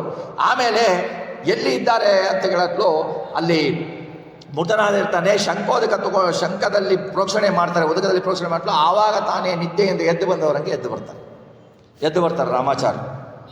ಎದ್ದು ಬರಲು ಅವರು ಅಲ್ಲಿಂದ ಯಾತ್ರೆಯನ್ನು ಮುಂದುವರಿಸಿ ಯಾತ್ರೆ ಮುಗಿಸಿ ಬ್ರಹ್ಮಣ್ಯ ತೀರ್ಥರ ಹತ್ರ ಬರ್ತಾರೆ. ಬ್ರಹ್ಮಣ್ಯ ತೀರ್ಥರ ಹತ್ರ ಬಂದು ನಮಸ್ಕಾರ ಮಾಡಿ ಹೇಳ್ತಾರೆ, ಯತಿಗಳೇ, ಗುರುಗಳೇ, ಈ ಶರೀರ ನಿಮ್ಮ ಭಿಕ್ಷೆ, ನಾನು ಸತ್ತು ಹೋಗಿದ್ದೆ, ಮರಣವಾಗಿದ್ದೆ, ಕೊಟ್ಟಿರುವ ಇದು ನಿಮ್ಮ ಭಿಕ್ಷೆ, ನೀವು ಹೇಳಿದ ಹಾಗೆ ನಾನು ಕೇಳ್ತೀನಿ ಅಂತಾರೆ. ಆಗ ಬ್ರಹ್ಮಣ್ಯ ತೀರ್ಥರು ಹೇಳ್ತಾರೆ, ನೀನೇನು ಮಾಡೋದು ಬೇಡ, ನಿನಗೆ ಮಗ ಆಗ್ತಾನೆ, ಆ ಮಗನನ್ನು ನಮ್ಮ ಮಠಕ್ಕೆ ಒಪ್ಪಿಸು. ಅಲ್ಲ, ನಾನು ಕೇಳಿದ್ದು ಮಗ ಆದರೆ ನನಗೆ ಸಂತಾನ ಆಗತ್ತೆ, ನಾನು ಸಂತೋಷವಾಗಿರ್ಬೋದು ಅಂತ ಕೇಳಿದರೆ, ಮಗು ಆದ ತಟ್ಟ ಮಠಕ್ಕೆ ಕೊಡು ಅಂತಾರಲ್ಲ ನೀವು ಅಂತಂದರೆ, ಅವರು ಸಾತ್ವಿಕ ದಂಪತಿಗಳು, ಅವರ ಜೀವನ ಇವರ ಭಿಕ್ಷೆ, ಹಾಗಾಗಿ ಅವರು ಒಪ್ತಾರೆ. ಇನ್ನೊಬ್ಬ ಮಗ ಆಗ್ತಾನೆ, ಮುಂದೆ ನೀವು ಸಂತೋಷದಿಂದ ಇರಿ ಅಂತಾರೆ, ಅದು ಬೇರೆ ಮಾತು. ಈ ಮಗುವನ್ನು ಮಠಕ್ಕೆ ಕೊಡಲಿಕ್ಕೆ ಅವರು ಒಪ್ತಾರೆ. ಬ್ರಹ್ಮಣ್ಯ ತೀರ್ಥರು ಎಂಥವರು? ಬ್ರಹ್ಮಣ್ಯ ತೀರ್ಥರು ಮಹಾ ತಪಸ್ವಿಗಳು, ಸೂರ್ಯಾಂಶ ಸಂಭೂತರು, ಕಡಿಮೆ ಅಲ್ಲ ಅವರು. ಅವರ ತಪಸ್ನಿಷ್ಠೆ ಹೇಗಿತ್ತು ಅಂದರೆ, ಆವಾಗ ಅಲ್ಲಿ ವಿದ್ವಾಂಸರೆಲ್ಲ ಅವ್ರ ಜೊತೆಗೆ ವಿದ್ಯೆಯನ್ನು ಕಲಿಯಕ್ಕೆ ಬರ್ತಾಯಿದ್ರು. ಅವರು ದೈನಂದಿನ ಭಿಕ್ಷೆ ಹೇಗಿತ್ತು ಅಂದರೆ, ತಮ್ಮ ಶಿಷ್ಯರನ್ನು ಅಲ್ಲಿಯ ಮನೆಗಳಿಗೆ ಭಿಕ್ಷೆಗೆ ಕಳಿಸ್ತಾ ಇದ್ದರು. ಭಿಕ್ಷೆಗೆ ಕಳಿಸ್ಬೇಕಾದ್ರೆ ಒಬ್ಬ ಮನೆಯಿಂದ ಭಿಕ್ಷೆ ತರಬೇಕು. ಭಿಕ್ಷೆ ಅಂದ್ರೇನು? ಅಕ್ಕಿ ಬೇಳೆ ಅಲ್ಲ, ಅವರ ಮನೆಯಲ್ಲಿ ಮಾಡಿದ ಪದಾರ್ಥವೇ ಬರಬೇಕು, ಅನ್ನ ಸಾರು ಎಲ್ಲರೂ ಬರಬೇಕು. ಆ ಭಿಕ್ಷೆ ಬರಬೇಕು. ಆ ಭಿಕ್ಷೆ ಬಂತು ಅಂದರೆ ನಾವಂತೀವಿ, ಆ ಭಿಕ್ಷೆ ಬಂದ್ಬಿಡ್ತು, ಅದನ್ನೇ ದೇವರಿಗೆ ನೈವೇದ್ಯ ಮಾಡಿಬಿಡ್ತಾರೆ, ಟೈಮ್ ಆಯಿತು ಅಂತ ಹೇಳಿಬಿಟ್ಟು ಯತಿಗಳು ಭಿಕ್ಷೆ ತಗೊಳ್ತಾರೆ ಅಂತ ನಮ್ಮ ಯೋಚನೆ. ಅವರು ಆ ಭಿಕ್ಷೆ ಬಂದರೆ ಅಲ್ಲಿ ಆವಾಗ ಯಾಕೆ ಬರ್ತಿತ್ತು ಅಂದರೆ, ಅಲ್ಲಿ ಇರೋರೆಲ್ಲ ಸಾತ್ವಿಕರು, ಎಲ್ಲ ನೇಮನಿಷ್ಠರು, ಎಲ್ಲ ಶಾಸ್ತ್ರವನ್ನು ಓದ್ತಿರೋರು, ಎಲ್ಲರೂ ಶಾಸ್ತ್ರೋಕ್ತವಾಗಿ ಆಹಾರವನ್ನು ತಯಾರು ಮಾಡಿದರು. ಆ ಆಹಾರವನ್ನು ತೆಗೆದುಕೊಂಡು ಬಂದರೆ ಬ್ರಹ್ಮಣ್ಯ ತೀರ್ಥರು ಏನಂತ, ಸ್ವತಃ ಸೂರ್ಯರವರು ಬ್ರಹ್ಮಣ್ಯ ತೀರ್ಥರು ಏನಂತಿದ್ರು ಗೊತ್ತಾ? ಅದನ್ನು ತೆಗೆದುಕೊಂಡು ಬಂದು ಹೇಗೆ ಎಲೆಯಲ್ಲಿ ತಟ್ಟೆಯಲ್ಲಿ ತರ್ತಿರೋ ಅದನ್ನು ಕಣ್ಣು ನದಿ ನೀರಿನಲ್ಲಿ ಹತ್ತಾ ಇದ್ದರು. ಅತ್ತ ಬಿಟ್ಟು ಮುಂದೆ ಇಟ್ಟು ಶಂಖೋದಕವನ್ನು ಪ್ರೋಕ್ಷಿಸಿದರೆ ಅದು ಆಗತಾನೇ ಮಾಡಿದ ಅಡುಗೆಯಂತೆ ಬಿಸಿ ಬಿಸಿ ಆಗ್ತಾ ಇತ್ತು. ಆ ಬಿಸಿ ಆದ ದೇವರಿಗೆ ಅರ್ಪಿಸಿ ತಾವು ತಗೊಳ್ತಾ ಇದ್ರು. ಇಂತಹ ಮಹಾಮಹಿಮರವರು. ತತ್ವಪ್ರಕಾಶಿಗೆ ಟೀಕೆಯನ್ನು ಬರೆದಿದ್ದಾರೆ ಅವರು, ಸಾಮಾನ್ಯರಲ್ಲ ಅವರು. ಹೀಗೆ ಆಮೇಲೆ ನೋಡಿ, ವ್ಯಾಸರಾಜರ ಜನನ ಆಗಬೇಕು ಬನ್ನೂರಿನಲ್ಲಿ, ಇವರಿರುವುದು ಅಬ್ಬೂರಿನಲ್ಲಿ. ಜನನ ಆಗಬೇಕು, ಜನನ ಆಗತ್ತೆ ಅಂತ ಇವರಿಗೆ ಹೇಗೆ ಗೊತ್ತಾಗಬೇಕು? ಯಾವ ಸಮಯದಲ್ಲಿ ಆಗತ್ತೆ ಅಂತ ಇವರಿಗೆ ಹೇಗೆ ಗೊತ್ತಾಗಬೇಕು? ಆವಾಗೇನು ಇಂಟರ್ನೆಟ್ ಇರಲಿಲ್ಲ, ಮೊಬೈಲ್ ಇರಲಿಲ್ಲ, ಫೋನ್ ಇರಲಿಲ್ಲ, ಯಾವುದು ಬಸ್ಸು ಟ್ರೈನು ಪ್ಲೇನು ಯಾವೂ ಇರಲಿಲ್ಲ. ಆಗ ಬ್ರಹ್ಮಣ್ಯ ತೀರ್ಥರು ಹೇಳ್ತಾರೆ ಆಶ್ಚರ್ಯ ಶಿಷ್ಯರಿಗೆ, ಈಗ ಆ ಸಾತ್ವಿಕ ಶಿರೋಮಣಿ ಪುತ್ರರತ್ನವನ್ನು ಹೆರ್ತಾಳೆ, ನೀವು ಸುವರ್ಣ ಹರಿವಾಣವನ್ನು ತೆಗೆದುಕೊಂಡು ಹೋಗಿ ಆ ಮಗನಿಗೆ ಭೂಸ್ಪರ್ಶ ಆಗಬಾರದು, ಕರ್ಕೊಂಡು ಬಂದುಬಿಡಿ ಅಂತ ಹೇಳ್ತಾರೆ. ನೋಡಿ, ಅಲ್ಲಿ ಜನಿಸುವುದು ಇಲ್ಲಿರೋದು ಇವರು ಸ್ವತಃ ಸೂರ್ಯಾಂಶರು, ಇವರಿಗೆ ಪ್ರಕಾಶ, ಈ ಬೆಳಗ್ಗೆ ಪ್ರಕಾಶ ತೋರಿಸ್ಬೇಕಾ ನಮಗೆ, ಆ ಪ್ರಕಾಶನೇ ಅವರು. ಆಮೇಲೆ ಹರಿವಾಣ ತೆಗೆದುಕೊಂಡು ಹೋಗ್ತಾರೆ. ಹರಿವಾಣ ತೆಗೆದುಕೊಂಡು ಹೋದರೆ ಆ ನಾರಿಯರನ್ನು ಕರೆಸಿರ್ತಾರೆ. ಅವರಿಗೆ ಆಶ್ಚರ್ಯ ಆಗತ್ತೆ. ಅವಳು ಪ್ರಸವ ವೇದನೆಯಿಂದ ಮಗುವನ್ನು ಹೆರ್ತಾಳೆ. ಬಂಗಾರದ ಹರಿವಾಣ ತಗೊಳ್ತಾರೆ, ಮಗುವನ್ನು ಹಾಕ್ಕೊಳ್ತಾರೆ, ಸೀದಾ ಬ್ರಹ್ಮಣ್ಯ ತೀರ್ಥ ಹತ್ರ ಬರ್ತಾರೆ. ಮಗು ತೊಳೆಯೋದು ಇಲ್ಲ, ಬ್ರಹ್ಮಣ್ಯ ತೀರ್ಥ ಹತ್ರ ಬರ್ತಾರೆ. ಈ ಸುವರ್ಣ ಹರಿವಾಣ ಅನ್ನೋದನ್ನು, ಬರೇ ಬಂಗಾರದ ಹರಿವಾಣ ಅಂದರೆ ಅಷ್ಟು ಹರಿವಾಣ ಹೌದು ಬಂಗಾರದ್ದು ಒಪ್ಪೋಣ, ಬಟ್ ಏನದ ಅರ್ಥ? ಸುವರ್ಣ ಅಂದರೆ, ವರ್ಣ ಅಂದರೆ ಅಕ್ಷರಗಳು, ಸುವರ್ಣ ಅಂದರೆ ಯಥಾರ್ಥವಾಗಿ ತಿಳಿಸುವ ಅಕ್ಷರಗಳು, ಯಥಾರ್ಥವನ್ನು ತಿಳಿಸುವ ಅಕ್ಷರಗಳು. ಸುವರ್ಣ ಅಂದರೆ ಒಳ್ಳೆಯ ಅಕ್ಷರಗಳು. ಅಂದರೆ ಏನು? ವೇದಗಳು, ವೇದಗಳ ಅನುಸಾರಿಯಾದ ಪುರಾಣಗಳು, ವೇದಗಳ ಅನುಸಾರಿಯಾದ ಗ್ರಂಥಗಳು. ಆ ಪುರಾಣಗಳು ಅದನ್ನೇ ಹರಿವಾಣ. ವೇದಗಳು ಅಂದರೆ ಏನು? ಲಕ್ಷ್ಮೀದೇವಿ, ಸಾಕ್ಷಾತ್ ಲಕ್ಷ್ಮೀದೇವಿ ಅದಕ್ಕೆ ಅಭಿಮಾನಿ. ಆ ವೇದದಲ್ಲಿ ಆ ಲಕ್ಷ್ಮೀದೇವಿಯ ಇರುವ, ಆ ವೇದದಲ್ಲಿ ಲಕ್ಷ್ಮೀದೇವಿಯ ಮಗನಾದ, ಲಕ್ಷ್ಮೀನಾರಾಯಣರ ಮಗನಾದ ಬ್ರಹ್ಮದೇವರು, ಭಾವಿ ಬ್ರಹ್ಮರು ಮಧ್ವಾಚಾರ್ಯರು, ವಾಯುದೇವರು, ಅವರು ಆಟ ಆಡ್ತಾ ಇರ್ತಾರೆ. ಆ ಮಧ್ವ ಸರೋವರ ಅಂದರೆ ಆ ಗ್ರಂಥಗಳಲ್ಲಿ, ಆ ವೇದಗಳಲ್ಲಿ ಅವರು ಮೀನಿನ ಹಾಗೆ ಈಜ್ತಾ ಇರ್ತಾರೆ. ಆ ಮಧ್ವ ಸರೋವರದಲ್ಲಿ ಅಂದರೆ ಉಡುಪಿ ಮಧ್ವ ಸರೋವರ ಅಲ್ಲ, ಅಲ್ಲಿ ಈಜ್ತಾರೆ ಅಂತ, ಅಲ್ಲಿ ಈಜ್ತಾರೆ ಅಂತಲ್ಲ. ಈ ಹರಿವಾಣದಲ್ಲಿ ಲಕ್ಷ್ಮೀದೇವಿಯ ಸನ್ನಿಧಾನ, ವಾಯುದೇವರ ಸನ್ನಿಧಾನ ಇದೆ. ಈ ಮಗು ಎಂಥದು? ಮಗುವನ್ನು ಅಲ್ಲಿ ಹರಿವಾಣದಲ್ಲಿ ತೆಗೆದುಕೊಂಡು ಬನ್ನಿ ಅಂತಾರೆ. ಲಕ್ಷ್ಮೀದೇವಿ, ವಾಯುದೇವರು ಅವರ ಅನುಗ್ರಹದಿಂದ ಆ ಮಧ್ವಶಾಸ್ತ್ರದಲ್ಲಿ ಅದು ಈಜಾಡತ್ತೆ. ಮುಂದೆ ಅದ್ಭುತವಾದ ಗ್ರಂಥಗಳನ್ನು ಬರೆಯುತ್ತೆ. ಮಧ್ವ ಗ್ರಂಥಗಳ, ತಮ್ಮ ಒಂದೊಂದು ಅಪ್ರತಿಮ ಗ್ರಂಥಗಳನ್ನು ಬರೆದು ಮಧ್ವ ಮತವನ್ನು ಪ್ರಕಾಶಿಸುತ್ತೆ. ಅಂತಹ ಮಗು ಆ ಹರಿವಾಣದಲ್ಲಿ ಬಂತು ಅಂದರೆ ಆ ಮಗು ಬೇರೆ ಏನು ಮಾಡಲಿಕ್ಕೆ ಸಾಧ್ಯ? ಅಂತಹ ಮಗುವನ್ನು ಕರೆದುಕೊಂಡು ಬರ್ತಾರೆ. ಕರೆದುಕೊಂಡು ಬಂದರೆ ಸಾಕ್ಷಾತ್ ಸೂರ್ಯಾಂಶರು ಇವರು. ನೋಡಿ, ನಾವು ಸಾಮಾನ್ಯವಾಗಿ ಈಗ ಹೇಳ್ತೀವಿ, ಆಸ್ಪತ್ರೆಯಲ್ಲಿ ಡಾಕ್ಟರ್ ಹೇಳ್ತಾರೆ ಮಗುವಿಗೆ ಕರೆದುಕೊಂಡು ಹೋಗ್ತೀರಾ, ಬೆಳಗಿನ ಜಾವ ಸೂರ್ಯನ ಕಿರಣಕ್ಕೆ ಮಗುವನ್ನು ತೋರಿಸಿ ಅಂತ ಹೇಳ್ತಾರೆ ಅಲ್ವಾ? ಸಾಕ್ಷಾತ್ ಸೂರ್ಯ ದೇವರೇ, ಸೂರ್ಯನ ಅಂಶದವರೇ ಮಗುವನ್ನು ಕರೆದುಕೊಂಡು ಬಂದು ಕಣ್ವ ನದಿಯಲ್ಲಿ ತೊಳೆದು ಬಿಟ್ಟು ಅಲ್ಲಿ ಬಂಡೆ ಮೇಲೆ ಕೂಡಿಸಿಬಿಟ್ಟು ಸೂರ್ಯನ ಕಿರಣ ಸ್ವತಃ ಅವರೇನೆ ಸಾಕ್ತಾ ಇರೋದು. ಅವ್ರು ಸಾಕ್ಬೇಕಾದ್ರೆ ಅನಾರೋಗ್ಯ ಹೇಗ್ರಿ ಬರುತ್ತೆ ಮಗುಗೆ? ಆಮೇಲೆ ಆ ಮಗುವಿಗೆ ಸ್ತನ್ಯಪಾನವನ್ನು ಮಾಡಿಸೋಲ್ಲ. ದೋಷ ಮಿಶ್ರಿತವಾದ ಮಾಂಸ ರಕ್ತಗಳಿಂದ ಉತ್ಪತ್ತಿಯಾದ ಸ್ತನ್ಯಪಾನ ಮಗುವಿಗೆ ಇಲ್ಲ. ಮಗುವಿಗೆ ಏನು ಆಹಾರ? ಹಾಗಾದರೆ ತಮ್ಮ ಸಂಸ್ಥಾನ ದೇವತೆ ಪಟ್ಟಾಭಿರಾಮ ದೇವರು ಮತ್ಸ್ಯತಾಲಿ ಗ್ರಾಮ, ಅದಕ್ಕೆ ಅಭಿಷೇಕ ಮಾಡಿದ ಕ್ಷೀರವೇ ಅದಕ್ಕೆ ಹಾಲು. ಇಲ್ಲೂ ನೋಡಿ, ಕ್ಷೀರ ಅಂದರೆ ಅಮೃತ ಅಲ್ವಾ? ಅಮೃತ, ಅಮೃತ ಅಂದರೆ ಏನು? ಮರಣ ಇಲ್ಲದ್ದು, ಮೃತರಾಗದಿದ್ದು ಅಮೃತ. ಮರಣ ಆಗಿರುವುದಕ್ಕೆ, ಮೋಕ್ಷ ಪಡೆಯುವುದಕ್ಕೆ ದಾರಿ ಯಾವುದು? ಮಧ್ವಶಾಸ್ತ್ರಗಳು ದಾರಿ. ಆ ಮಧ್ವಶಾಸ್ತ್ರಗಳೆಂಬ ಕ್ಷೀರದಿಂದ ಬ್ರಹ್ಮಣ್ಯ ತೀರ್ಥರು ಅಭಿಷೇಕ ಮಾಡ್ತಾ ಇದ್ರು. ಸುಮ್ಮನೆ ಹಾಲಿಗೆ ಒಯ್ಯೋದಲ್ಲ. ಮಧ್ವಶಾಸ್ತ್ರಗಳ ಜ್ಞಾನದಿಂದ ತನ್ನ ಸಂಸ್ಥಾನ ದೇವರಿಗೆ ಮಾಡಿದ ಅಭಿಷೇಕದ ಹಾಲನ್ನು ಇವರಿಗೆ ಕುಡಿಸ್ತಾ ಇದ್ರು. ಅಂದರೆ ಆ ಮಧ್ವಶಾಸ್ತ್ರಗಳ ಅಮೃತವನ್ನೇ ಅವರು ಕುಡಿತಾ ಇದ್ರು ಚಿಕ್ಕವರಿದ್ದ. ಇನ್ನು ಅವರ ಬಾಯಿಯಿಂದ ಬರುವ ಮಾತುಗಳು ಬೇರೆ ಹೇಗೆ ಆಗ್ಲಿಕ್ಕೆ ಸಾಧ್ಯ ರೀ? ಅವರ ಮಹಿಮೆ ಹೇಗಿದೆ ಜನ್ಮದಲ್ಲೇ ತೋರಿಸ್ಬಿಟ್ರು. ಅಂತಹ ಯತಿವರಣ್ಯರು ಅವರು ವ್ಯಾಸರಾಜರು. ಆ ವ್ಯಾಸರಾಜರ ಚಿಕ್ಕ ವಯಸ್ಸಿನಲ್ಲಿಯೇ ಬೆಳೆಸಿಬಿಟ್ಟು 5 ವರ್ಷದಲ್ಲಿ ಉಪನಯನ ಮಾಡಿದರು. 5 ವರ್ಷಕ್ಕೆ ಉಪನಯನ ಮಾಡಿ ನಾಮಕರಣ ಮಾಡಿದಾಗ ಅವರಿಗೆ ಯತಿರಾಜ ಅಂತ ಹೆಸರಿಟ್ಟರು. ಮುಂದೆ ಯತಿಗಳಿಗೆಲ್ಲ ರಾಜ ಆಗ್ತಾನೆ ಅಂತ ಯತಿರಾಜ ಅಂತ ಹೆಸರಿಟ್ಟರು. ಆಮೇಲೆ 5ನೇ ವರ್ಷದಲ್ಲಿಯೇ ಉಪನಯನ ಮಾಡಿದರು. ಉಪನಯನ ಮಾಡಿ 7ನೇ ವರ್ಷಕ್ಕೆ ಸನ್ಯಾಸಿ ಮಾಡಿಬಿಟ್ರು. ಆಶ್ರಮ ಶಿಷ್ಯರನ್ನ ತಗೊಂಡ್ಬಿಟ್ಟು 7ನೇ ವರ್ಷಕ್ಕೆ ಸನ್ಯಾಸಿ ಆದವರವರು. ಬಾಲ ಸನ್ಯಾಸಿಗಳು ವ್ಯಾಸರಾಜರು, ಶ್ರೀಪಾದರಾಜರು, ವಾದಿರಾಜರು ಇವರೆಲ್ಲ 7-8 ವರ್ಷಕ್ಕೆ ತಗೊಂಡವರು ಸನ್ಯಾಸಿಗಳಾದವರು. ನೋಡಿ ಅವರ ಚರ್ಯ ಹೇಗಿದೆ ನೋಡಿ. 8ನೇ ವರ್ಷಕ್ಕೆ ನಮ್ಮ ಮಕ್ಕಳೇನರ ರಾಘವೇಂದ್ರ ಸ್ತೋತ್ರ ವೆಂಕಟೇಶ್ವರ ಸ್ತೋತ್ರ ಹೇಳಿದ್ರೆ ನಾವು ಯಾವ ಆಚಾರ ಬರ್ತಾರೋ ಯಾವ ಸಂಬಳ ತುಂಬದೆ ನನ್ನ ಮಗ ರಾಘವೇಂದ್ರ ಸ್ತೋತ್ರ ಹೇಳ್ತಾನೆ ಅವನು ತಪ್ಪು ಹೇಳಿದ್ರು ಕೂಡ ಎಷ್ಟು ಖುಷಿ ಪಡ್ತೀವಿ. 8ನೇ ವಯಸ್ಸು 8ನೇ ವಯಸ್ಸಿಗೆ ಸಾಮ್ರಾಜ್ಯಕ್ಕೆ ಅಧಿಪತಿಗಳಾಗ್ಬಿಟ್ರು ಅವರು. 7ನೇ ವಯಸ್ಸಿಗೆ ಆಗಬೇಕಾದ್ರೆ ಸ್ವಲ್ಪ ಹಿಂಜರಿದ್ರು. ಆವಾಗ ಶ್ರೀಹರಿ ಸ್ವಪ್ನದಲ್ಲಿ ಬಂದುಬಿಟ್ಟು ನೀನು ಬಂದಿರುವುದು ಇದಕ್ಕೆ, ನೀನು ಆಶ್ರಮ ತೆಗೆದುಕೋ ಅಂತ ಹೇಳಿದರು. ಆವಾಗ ಬಂದು ಆಶ್ರಮ ತಗೊಳ್ತಾರೆ. ಬ್ರಹ್ಮಣ್ಯ ತೀರ್ಥರಿಗೆ ಬಹಳ ಸಂತೋಷ ಆಗುತ್ತೆ, ಎಂಥ ಶಿಷ್ಯನಿಗೆ ಒದಗಿಸಿಕೊಟ್ಟ ಅಂತ ಹೇಳ್ಬಿಟ್ಟು ಅವರಿಗೆ ಗೊತ್ತಾಗತ್ತೆ. ಆಮೇಲೆ 8ನೇ ನೋಡಿ ಅವರ ವಿದ್ಯಾಭ್ಯಾಸವನ್ನು ಬ್ರಹ್ಮಣ್ಯ ತೀರ್ಥರು ಅವರಿಗೆ ಕಾವ್ಯ, ಸ್ತೋತ್ರ, ಸರ್ವಮೂಲ ಗ್ರಂಥಗಳ ಪಾಠ, ಮೊದಲನೇ ಹಂತದ ಪಾಠವನ್ನೆಲ್ಲ ಹೇಳಿಕೊಟ್ರು. ಅವರು ಕೇಳ್ತಿದ್ದ ರೀತಿ, ಅವರ ಬೆಳಬಿನ ಶಕ್ತಿ ಎಲ್ಲವೋ ಅಗಾಧ. ಅದನ್ನು ನೋಡಿಬಿಟ್ಟು ಬ್ರಹ್ಮಣ್ಯ ತೀರ್ಥರು ಬಹಳ ಉತ್ತಮ ಶಿಕ್ಷೆ ದೊರಕಿದ್ದು ಅಂತ ಸಂತೋಷ ಪಡ್ತಾರೆ. ಆ ಸಂತೋಷ ಪಡೆದಾಗ ಅವರಿಗೆ ಒಂದು ಪರೀಕ್ಷೆಯನ್ನು ಹಾಕ್ತಾರೆ. ಯಾರೋ ಬ್ರಹ್ಮಣ್ಯ ತೀರ್ಥರು. ಏನು ಪರೀಕ್ಷೆ? 8ನೇ ವರ್ಷಕ್ಕೆ ಕಂಚಿ ಆವಾಗ ವಿದ್ವನ್ಮಣಿಗಳ ಕೂಟ, ದಕ್ಷಿಣ ಕಾಶಿ ಎಂದು ಪ್ರಸಿದ್ಧವಾದದ್ದು, ಅಲ್ಲಿ ಕಳಿಸಿ ದಿಗ್ವಿಜಯ ಮಾಡಿಕೊಂಡು ಬಾ ಅಂತ 8ನೇ ವರ್ಷದವರೆಗೂ ಕಳಿಸ್ತಾರೆ. ಹೋಗ್ತಾರೆ ಇವರು. ಅಲ್ಲಿರುವ ವಿದ್ವನ್ ಪ್ರಚಂಡ ಪರವಾದಿಗಳನ್ನೆಲ್ಲ ಜಯಿಸ್ತಾರೆ.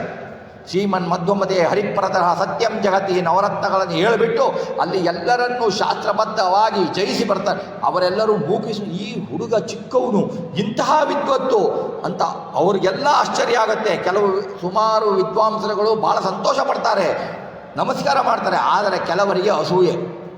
ಈ ಚಿಕ್ಕ ಮಗುವನ್ನು ಬೆಳೆದಕ್ಕೆ ಬಿಟ್ಟರೆ ನಮ್ಮ ಮತವನ್ನೆಲ್ಲ ಹಾಳು ಮಾಡಿಬಿಡ್ತಾನೆ ಇವನು ಅಂತ ಈಗೂ ಇದ್ದಾರೆ ಅಂತ ಅವ್ರಿಗೆ ಜಾಸ್ತಿ. ಆವಾಗೂ ಇದ್ದರು, ಆವಾಗೂ ವಿಶಾಖ ಅವರಿದ್ದರು, ವಾದಿರಾಜರಿಗೂ ಹಾಕಿದ್ರು, ವ್ಯಾಸರಾಜರಿಗೂ ಹಾಕಿದ್ರು. ಇವರು ಅವರೇನು ಮಾಡಿದರು ಅಂದರೆ ಒಬ್ಬ ಅಡುಗೆಯವನ ಮೂಲಕ ವ್ಯಾಸರಾಜರಿಗೆ ವಿಷಪ್ರಾಸನ ಮಾಡಿಸಿದರು. ವ್ಯಾಸರಾಜರು ವಿಷಪ್ರಾಸನ ಆದಾಗ ಒಂದೆರಡು ದಿವಸ ವ್ಯತ್ಯಾಸವಾಗಿ ಆಮೇಲೆ ಸ್ವಪ್ನದಲ್ಲಿ ಶ್ರೀಹರಿ ಧನ್ವಂತರಿ ರೂಪದಲ್ಲಿ ಬಂದು ಮೂಲಿಗೆ ತೋರಿಸಿ ಅವರಿಗೆ ಉಪಶಮನ ಮಾಡ್ತಾನೆ. ಆಮೇಲೆ ಅದು ತೇಜೋಪುಂಗ, ಇನ್ನೂ ತೇಜಸ್ ಬರುತ್ತೆ. ಅವರು ಕಂಚಿಯಿಂದ ಬರ್ತಾರೆ. ಆಮೇಲೆ ಅವರಿಗೆ ಹೆಚ್ಚಿನ ವಿದ್ಯಾಭ್ಯಾಸಕ್ಕೆ ಯಾರ ಹತ್ರ ಕಳಿಸ್ತಾರೆ? ಶ್ರೀಪಾದರಾಯರ ಹತ್ರ ಕಳಿಸ್ತಾರೆ. ಶ್ರೀಪಾದರಾಯರು ಧ್ರುವಾಂಶ ಸಂಭೂತರು. ಅವರು ಏನು ಕಡಿಮೆ ಅಲ್ಲ, ಮಹಾದೇವತೆಗಳು. ಮುನಿತ್ರಯರಿವರು, ರಾಜತ್ರಯರಿದ್ದಾರೆ ಮಧು ಸಿದ್ಧಾಂತದಲ್ಲಿ. ಶ್ರೀಪಾದರಾಜರು, ವ್ಯಾಸರಾಜರು, ವಾದಿರಾಜರು, ರಾಜತ್ರಯರಿವರು. ಅವರ ವೈಭೋಗ ಹೆಂಗೆ? ಶ್ರೀಪಾದರಾಜರದ್ದು ರಾಜವೈಭವ. ಯತಿಗಳಾಗಿದ್ದರೂ ದಿವಸ ಅಭ್ಯಂಜನ ಸ್ನಾನ, ದಿವಸ ರತ್ನ ಪೋಷಾಕಗಳನ್ನು ಧರಿಸಬೇಕು ಅವರು. ಅವರಿಗೆ ಧ್ರುವ ಇದ್ದಾಗಲೇ ಅನುಗ್ರಹ ಲಕ್ಷ್ಮೀದೇವಿಯಿಂದ ಭಗವಂತನ ಆಜ್ಞೆ ಪಡೆದು ಬಿಟ್ಟು ಇವರಿಗೆ ರಾಜ ಏನೇ ಅವತಾರ ಮಾಡಿದರೆ ಇವರಿಗೆ ರಾಜರಾಗಿ ಇರಬೇಕು ಅಂತ. ಹಾಗಾಗಿ ಅವರು ರಾಜರಾಗಿ ದಿವಸ ಏನು ಆಭರಣಗಳನ್ನು ಹಾಕ್ತಿದ್ರು, ಅದೇ ದಿವಸ ಅದೇ ಆಭರಣ ಹಾಕ್ತಾ ಇದ್ರಾ? ಇಲ್ಲ, ಭಕ್ತರು ತಂದುಕೊಟ್ಟಿದ್ದ ಆಭರಣಗಳನ್ನು ಮತ್ತೆ ದಾನ ಮಾಡ್ತಿದ್ರು. ಹಾಗೆ ಇದ್ರು. ಆವಾಗಿನ ಕಾಲದಲ್ಲಿ ಲೋಕಪಾವನ ಮಠ ಅಂತ ಇತ್ತು ಶ್ರೀಪಾದ ಮುಳುಬಾಗಲಲ್ಲಿ. ಅದು ವಿಶ್ವ ಪ್ರಸಿದ್ಧ. ಎಲ್ಲ ದೊಡ್ಡ ದೊಡ್ಡ ವಿದ್ವಾಂಸರು ಕಳಿಂಗ ದೇಶದಿಂದ ಆ ಕಡೆಯಿಂದ ಎಲ್ಲ ಬಂದು ಶ್ರೀಪಾದ ಮುಳುಬಾಗಲಿನಲ್ಲಿ ಓದ್ತಾ ಇದ್ರು. ಶ್ರೀಪಾದರಾಜನ ಶಿಷ್ಯರಾಗ್ತಾ ಇದ್ರು ಎಲ್ಲ ಮತೀಯರು. ಅಂತಹ ವಿದ್ವತ್ ಪ್ರಭೆ ಅವರದು, ಅಖಂಡ ಭಕ್ತಿ. ಅವರು ವ್ಯಾಸರಾಜರನ್ನು ಬರಮಾಡಿಕೊಡ್ತಾರೆ. ಬಹಳ ಸಂತೋಷ ಆಗತ್ತೆ. ಆಮೇಲೆ ಚಮತ್ಕಾರ ತೋರಿಸ್ತಾರೆ. ಏನಂತಂದರೆ, ಒಂದು ದಿವಸ ಶ್ರೀಪಾದರಾಜರು ಪಾಠ ಹೇಳ್ಕೊಡ್ತಾ ಇರಬೇಕಾದ್ರೆ, ಶಿಷ್ಯನ ಹತ್ರ ಪಾಠ ಹೇಳ್ಕೊಡ್ಬೇಕಾದ್ರೆ ವ್ಯಾಸರಾಜರು ಕಾಣಲ್ಲ. ಅವಾಗ ಶಿಷ್ಯರಿಗೆ ನೋಡಿಕೊಂಡು ಬಾ, ಎಲ್ಲಿ ಹೋಗಿದ್ದಾರೆ ವ್ಯಾಸರಾಜರು ಅಂದರೆ, ವ್ಯಾಸರಾಜರು ಈಗಿನೂ ನೋಡ್ಬೋದು ನೀವು, ಶ್ರೀಪಾದರಾಜರ ಮಠದಲ್ಲಿ ವ್ಯಾಸರಾಜ ಗುಹೆ ಅಂತ ಇದೆ, ಅಲ್ಲಿ ಕುಳಿತುಕೊಂಡು ಬಿಟ್ಟು ಗ್ರಂಥಗಳ ಮನನೆ ಮಾಡ್ತಾ ಇರ್ತಾರೆ. ಅವರ ಮೈ ತುಂಬ ಸರ್ಪ ಸುತ್ತಿರುತ್ತೆ, ಹೆಡೆ ತಲೆ ಮೇಲೆ ಎತ್ತಿರುತ್ತೆ. ಆವಾಗ ಶಿಷ್ಯರು ನೋಡಿಬಿಟ್ಟು ವ್ಯಾಸರಾಜರು ಬಂದಿಲ್ಲ ಅಂತೀವಿ, ನೋಡು ಬನ್ನಿ ಅವ್ರನ್ನ ಸರ್ಪ ಕಚ್ಚತ್ತೆ ಅಂತ ಶ್ರೀಪಾದರಾಯರನ್ನು ಕರೆದ್ರೆ, ಶ್ರೀಪಾದರಾಯರು ಹೋಗಿ ಕಿಟಕಿಯಿಂದ ನೋಡ್ತಾರೆ. ಶೇಷದೇವರು ಸರ್ಪ ಭಾಷೆಯಲ್ಲಿ ಮಾತಾಡ್ತಾರೆ. ಶ್ರೀಪಾದರಾಯರು, ಏನು ಬಂದಿದೆ ನನ್ನ ಶಿಷ್ಯ, ಅವನ್ನ ಬಿಟ್ಟುಬಿಡು ಅಂತ. ಅವರಂತಾರೆ, ನಾನು ಶೇಷದೇವರು, ಅವನ ಭಕ್ತಿಗೆ ಮೆಚ್ಚಿ ನಾನು ನೋಡ್ತಾ ಇದ್ದೇನೆ, ಅವನ ಮಾತನಾಡುವುದನ್ನು ಮನನ ಮಾಡುವುದನ್ನು ನೋಡ್ತಾ ಇದ್ದೇನೆ, ನನ್ನ ಅನುಗ್ರಹ ಅವನ ಮೇಲೆ ಇದೆ ಅಂತ ಹೇಳಿ ವಿಶೇಷ ಶೇಷಾವೇಶರಾಗ್ತಾರೆ ಅವರು. ವಾಯಾವೇಶ ಸಮಾವಿಷ್ಟ ಶೇಷದೇವರ ಆವೇಶನೂ ಇದೆ. ಇನ್ನೇನೂ ಅವರ ಬಗ್ಗೆ ಬರಲಿಕ್ಕೆ ಸಾಧ್ಯನೇ ಇಲ್ಲ. ಹಾಗೆ ವ್ಯಾಸರಾಜರು ಬಹಳ ಮೆರೆಯುತ್ತಾರೆ. ಆಮೇಲೆ ಇನ್ನೊಂದು ದಿವಸ ಏನಾಗತ್ತೆ ಅಂತಂದರೆ, ಅಲ್ಲಿಯೇ ಮುಳುಬಾಗಲಿನಲ್ಲಿ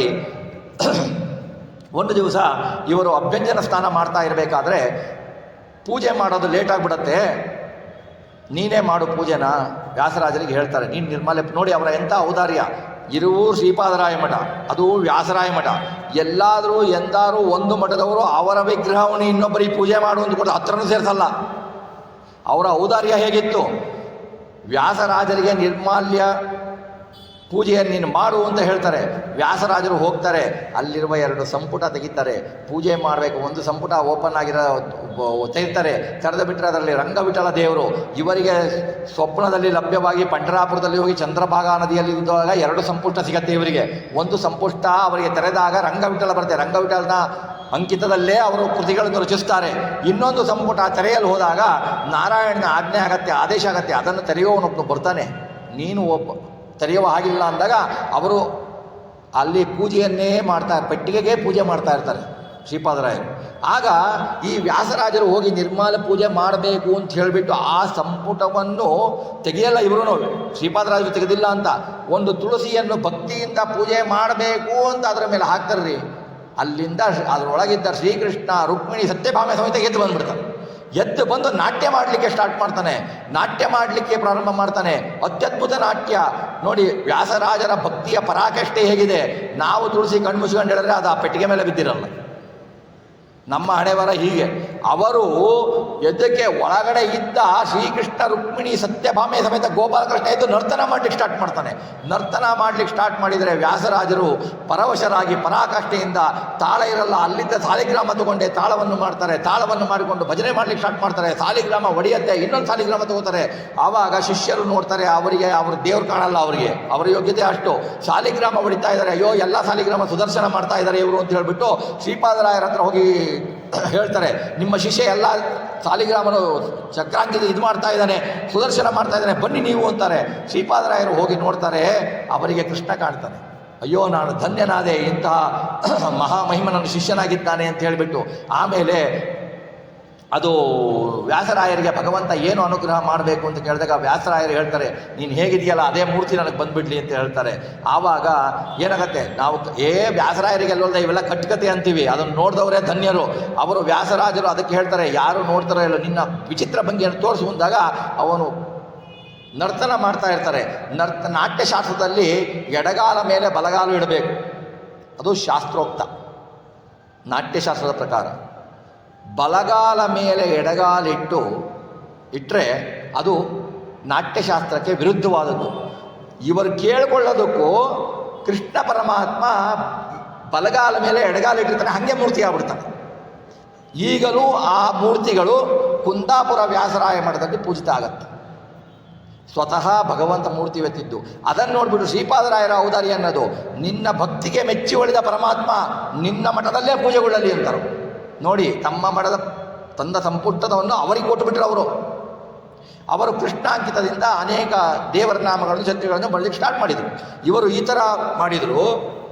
ಈ ಚಿಕ್ಕ ವಯಸ್ಸಿನಲ್ಲಿ ಶ್ರೀಪಾದರಾಯರ ಹತ್ರ 12 ವರ್ಷಗಳ ಕಾಲ ಅಧ್ಯಯನ ಆಯಿತು. ಅದೇ ಸಮಯದಲ್ಲಿಯೇ ಅವರ ಆಶ್ರಮ ಗುರುಗಳಾದ ಬ್ರಹ್ಮಣ್ಯ ತೀರ್ಥರು ವೈಕುಂಠಪುರಕ್ಕೆ ಹೋದರು, ವೈಕುಂಠ ಯಾತ್ರೆಗೆ ಹೋದರು. ಅವರ ಯಾತ್ರೆ ನಮ್ಮ ವೈಕುಂಠ ಯಾತ್ರೆ ಥರ ಅಲ್ಲ, ಅವರ ಯಾತ್ರೆನೇ ಬೇರೆ. ವೈಕುಂಠಕ್ಕೆ ಹೋದವರು ಅವರು ಹೋದರೂ ಕೂಡ ಒಂದು ಆಸ್ಥಾನದ ಯತಿಯಾಗಿ 12 ವರ್ಷ ಇವ್ರ ಹತ್ರ ಅಭ್ಯಾಸ ಮಾಡಿದರು. ಅವರು ಅಭ್ಯಾಸ ಮಾಡಿ ಎಲ್ಲ ಗ್ರಂಥಗಳ ಮಂಗಳ ಮುಗಿಸಿದರು. ಇನ್ನೇನು ಹೊರಡಬೇಕು. ಚಂದ್ರಗಿರಿಯಿಂದ ನರಸಿಂಹರಾಜ ಅನ್ನುವ ರಾಜ, ಅವನು ಮುಂಚೆಯಿಂದನೂ ಶ್ರೀಪಾದರಾಯರ ಹತ್ರ ಬರೆದು ಅನುಗ್ರಹ ತಗೊಳ್ತಾ ಇದ್ದ. ಅವನು ಬರ್ತಾನೆ. ಏತಕ್ಕೆ ಬರ್ತಾನೆ ಅವನು? ತಿರುಪತಿಯು ಅವನ ಆಡಳಿತದಲ್ಲಿತ್ತವಾಗ. ತಿರುಪತಿನಲ್ಲಿ ಏನಾಗತ್ತೆ ಅಂತಂದರೆ ವೈಖಾನಸರು ಅಂತ ಹೇಳಿಬಿಟ್ಟು, ಈಗ ಪೂಜೆ ಮಾಡುವವರು ವೈಖಾನಸರು, ಶ್ರೀ ವೈಷ್ಣವ ಮುಗ್ಧವರು ವೈಖಾನಸರು ಅಂತ ಬರ್ತಾರೆ. ಅವರು ಪೂಜೆ ಮಾಡುವುದು ವಂಶ ಪಾರಂಪರೆಯಾಗಿ ಅವ್ರಿಗಿದೆ. ಆ ವಿಗ್ರಹ ಸ್ವರೂಪತಃ ಭಗವಂತನೇ ಅಲ್ಲಿ ಕುಳಿತುಕೊಂಡಿದ್ದು. ನಮಗೆಲ್ಲ ಕಾಣತೆ ಕಾಣ್ಕೊಳ್ತೀವಿ, ಯಾರು ಶಿಲ್ಪಕ್ಕೆ ಮಾಡಿದ್ದಲ್ಲ, ಅದು ಯಾರು ಕೆತ್ತಿದ್ದಲ್ಲ. ಅದು ಕೃಷ್ಣದೇವರೇ ಅಲ್ಲಿ ಕೂತ್ಕೊಂಡಿರೋದು, ಶ್ರೀನಿವಾಸನ ಸಪರೇಟ್ ಅವತಾರ ಇಲ್ಲ. ಹಾಗೆ ಅವರು ಪೂಜೆ ಮಾಡ್ತಾಯಿದ್ರು. ಕಾಲಕ್ರಮೇಣ ಏನಾಯ್ತಂದರೆ ಅವರಿಗೆ ಭಗವಂತನ ಬಗ್ಗೆ ಅಸಡ್ಡೆ ಬಂತು. ಏನಂತೀವಿ ನಾವು ಆಂಗ್ಲದಲ್ಲಿ ಟೇಕನ್ ಗ್ರಾಂಟೆಡ್. ನನ್ನ ಹತ್ರ ಇದನ್ನು ದಿವಸ ಪೂಜೆ ಮಾಡಿಸ್ಕೊಳ್ತಾನೆ, ನಾನು ಹೇಳ್ದಂಗೆ ಕೇಳ್ತಾನೆ ಅವನು, ನಾನು ಪರಮ ಭಕ್ತ ಅಂಥೇಳಿ ಏನು ಮಾಡಿದರು ಅವರು? ಎಂಥ ಅಚಾತುರ್ಯ ತೋರಿದರು ಅಂದರೆ, ಭಗವಂತನ ಮೆರವಣಿಗೆ ಆಗುವ ಅಂಬಾರಿಯಲ್ಲಿ ತನ್ನ ಮಗನನ್ನು ಕೂಡಿಸಿ ಮೆರವಣಿಗೆ ಮಾಡಿಬಿಟ್ರು. ತನ್ನ ಮಗನನ್ನು ಉಪನಯನ ಮಾಡಿದ ಮಗನನ್ನು ಮೆರವಣಿಗೆ ಮಾಡಿದ ತಕ್ಷಣವೇ ಆ ನರಸಭೂಪಾಲ ನರಸಿಂಹರಾಜ ಬಂದು ಬಿಟ್ಟು ಕೇಳ್ತಾನೆ, ಮಾಡಿದ ತಪ್ಪು ಇವರು ಉದ್ದಟದಿಂದ ಹೇಳಿದರೆ ಅವನು ಎಲ್ಲ ಅರ್ಚಕರ ಶಿರಚ್ಛೇದನ ಮಾಡಿಬಿಟ್ಟ.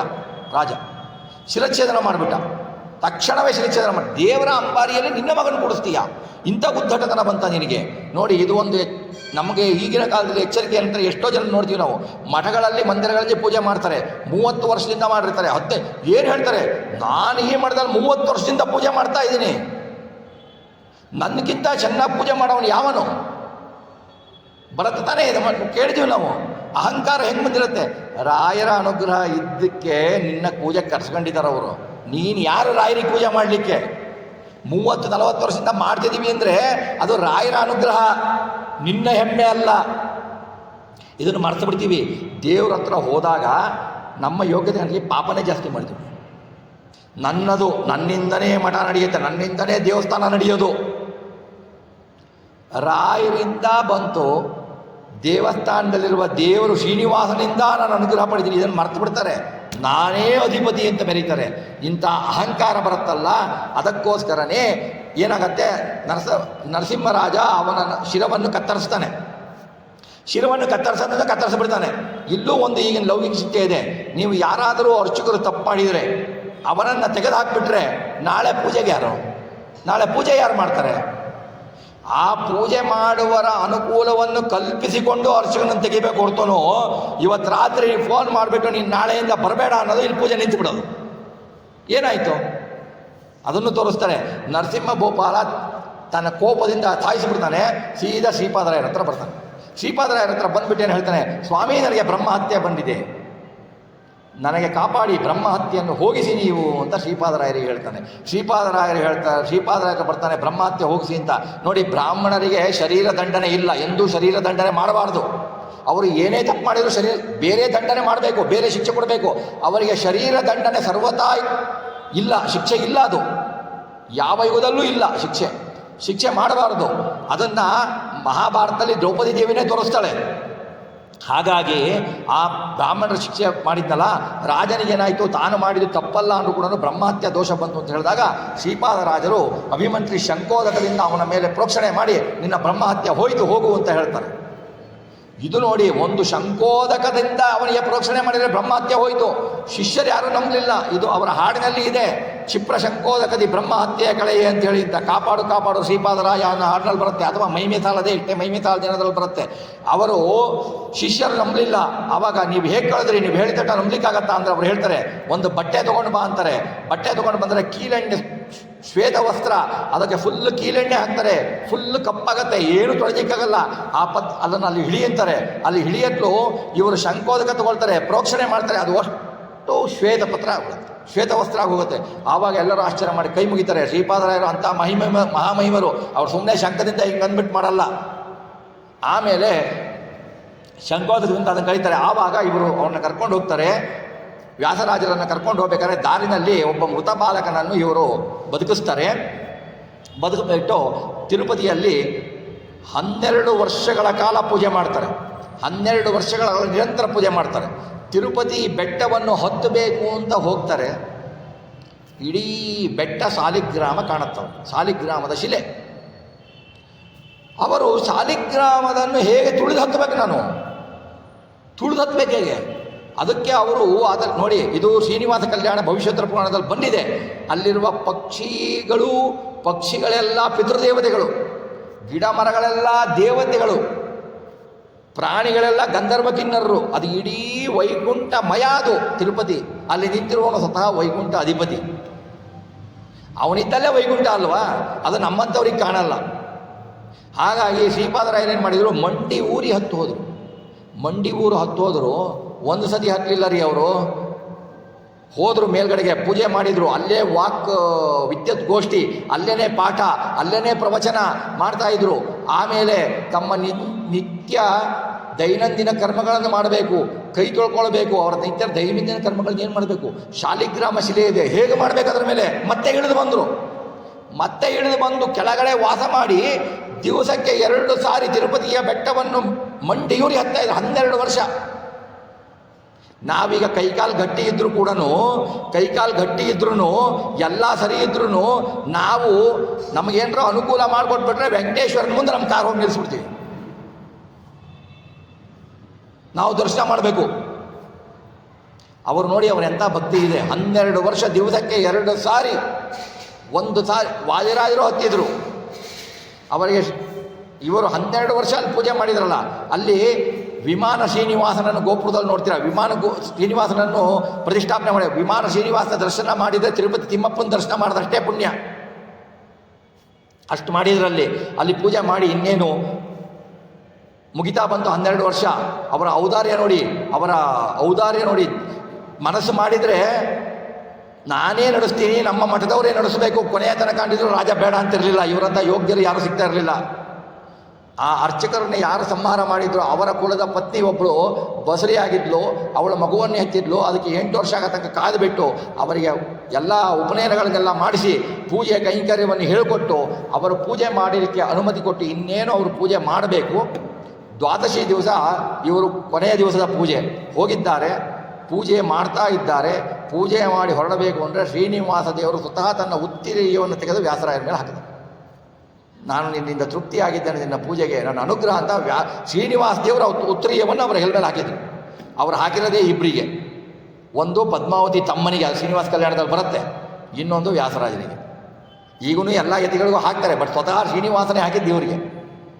ಹೀಗೆ ಅವರು ಪರಾಕಾಷ್ಠೆ, ಭಕ್ತಿಯ ಪರಾಕಾಷ್ಠೆಯಲ್ಲಿ ಬಂದರು. ನರಸಭೂಪಾಲನ ಹತ್ರ ಬಂದರು. ನರಸಭೂಪಾಲನ ಹತ್ರ ಬಂದಾಗ ಅಲ್ಲೇ ಅನೇಕ ಗ್ರಂಥಗಳನ್ನು ರಚನೆ ಮಾಡಿದರು, ಅಲ್ಲಿಯೇ ಅನೇಕ ಕೃತಿಗಳನ್ನು ರಚನೆ ಮಾಡಿದರು. ನರಸಭೂಪಾಲನ ಹತ್ರ ಬಂದರೆ ನರಸಭೂಪಾಲ ವೈಭವದಿಂದ ಅವರನ್ನು ಕರೆದುಕೊಂಡು ಬಂದುಬಿಟ್ಟು ಅವರನ್ನು ವಿದ್ವತ್ತಿಗಾಗಿ ಅವರಿಗೆ ವಿದ್ಯೆಯೆಲ್ಲ ಹೇಳ್ಕೊಡ್ತಾ ಇದ್ದರು. ಆಮೇಲೆ ಏನಾಯಿತು, ಅಲ್ಲಿ ಒಬ್ಬ ನ್ಯಾಯ ಪಂಡಿತ ತತ್ವ ತರಂಗಿಣಿ ಅನ್ನೋ ಗ್ರಂಥವನ್ನು ಬರೆದಿದ್ದ. ಅವನೇನಾಯಿತು, ಆ ಗ್ರಂಥಗಳು ಎಲ್ಲ ವಿದ್ವಾಂಸರು ವ್ಯಾಸರಾಜರನ್ನು ಹೇಗಾದರೂ ಸೋಲಿಸಬೇಕು ಅಂತ ಆ ಪುಸ್ತಕವನ್ನು ತಂದುಬಿಟ್ಟು ಅವರಿಗೆ ವಾದಕ್ಕೆ ನಿಂತುಕೊಂಡ್ರೆ 18 ದಿವಸ ವಾದ ಮಾಡ್ತಾರೆ. ವ್ಯಾಸರಾಜರನ್ನು ಗೆಲ್ಲಲಿಕ್ಕಾಗಲ್ಲ. ವಾಯುದೇವರೇ ಕುತ್ಕೊಂಡಿದ್ದಾರಲ್ಲಿ, ಇನ್ಯಾರು ಗೆಲ್ತಾರೆ ವಾಯುದೇವರನ್ನ? ಹಾಗೆ ಅವರು ವಾಕ್ವೈಖರಿಯನ್ನು ಮೆಚ್ಚಿಬಿಟ್ಟು ಅವರೆಲ್ಲ ವೈಷಮ್ಯವನ್ನು ಮರೆತುಬಿಟ್ಟು ನಮಸ್ಕಾರ ಮಾಡ್ತಾರೆ, ಅವರಿಗೆ ಗೌರವ ಕೊಡ್ತಾರೆ. ಎಂಥ ಯತಿಗಳು ನೀವು, ಎಂಥ ವಿದ್ವಾಂಸರು ಅಂತೇಳಿ ಅವರಿಗೆಲ್ಲ ಯಥೇಚ್ಛವಾಗಿ ದಾನಗಳನ್ನು ಮಾಡ್ತಾರೆ ಇವರು. ಅಂದರೆ ಆವಾಗ ಹೇಗಿತ್ತು ಅಂದರೆ ವ್ಯಾಸರಾಜರ ಎದುರುಗಡೆ ವಾದಕ್ಕೆ ಬಂದು ಸೋಲಿಕ್ಕೆ ಬರ್ತಾಯಿದ್ರು ಜನ. ಯಾಕೆಂದರೆ ಸೋದರು ಅಷ್ಟು ರಾಜಮರ್ಯಾದೆ. ಹಾಗೆ ಕೊಡ್ತಾಯಿದ್ರು. ಅರಸ ಬಹಳ ಸಂತೋಷಪಟ್ಟಾಗ ಅದೇ ಕಾಲದಲ್ಲಿ ವಿದ್ಯಾನಗರಿ ಎಂದು ಪ್ರಸಿದ್ಧವಾದ ಈಗಿನ ಹಂಪಿ, ವಿಜಯನಗರದ ನರಸರಾಜ ಏನು ಇವರ ಖ್ಯಾತಿಯನ್ನು ಕೇಳಿರ್ತಾನೆ.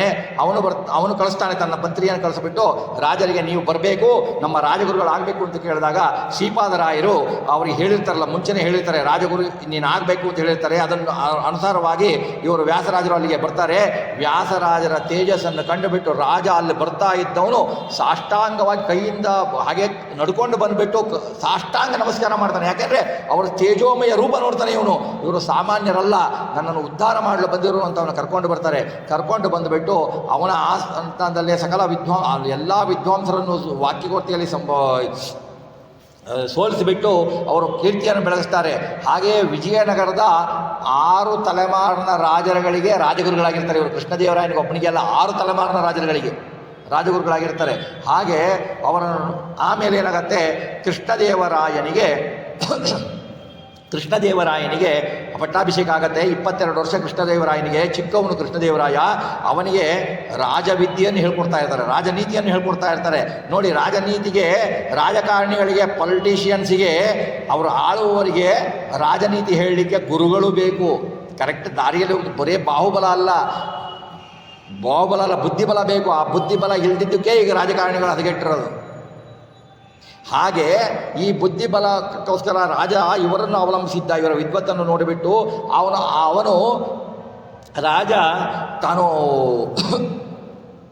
ತಾನು ರಾಜ್ಯಭಾರಕ್ಕೆ ಪ್ರಾರಂಭ ಮಾಡಿದ ಕೆಲವೇ ದಿನಗಳಲ್ಲಿ ಒಬ್ಬನು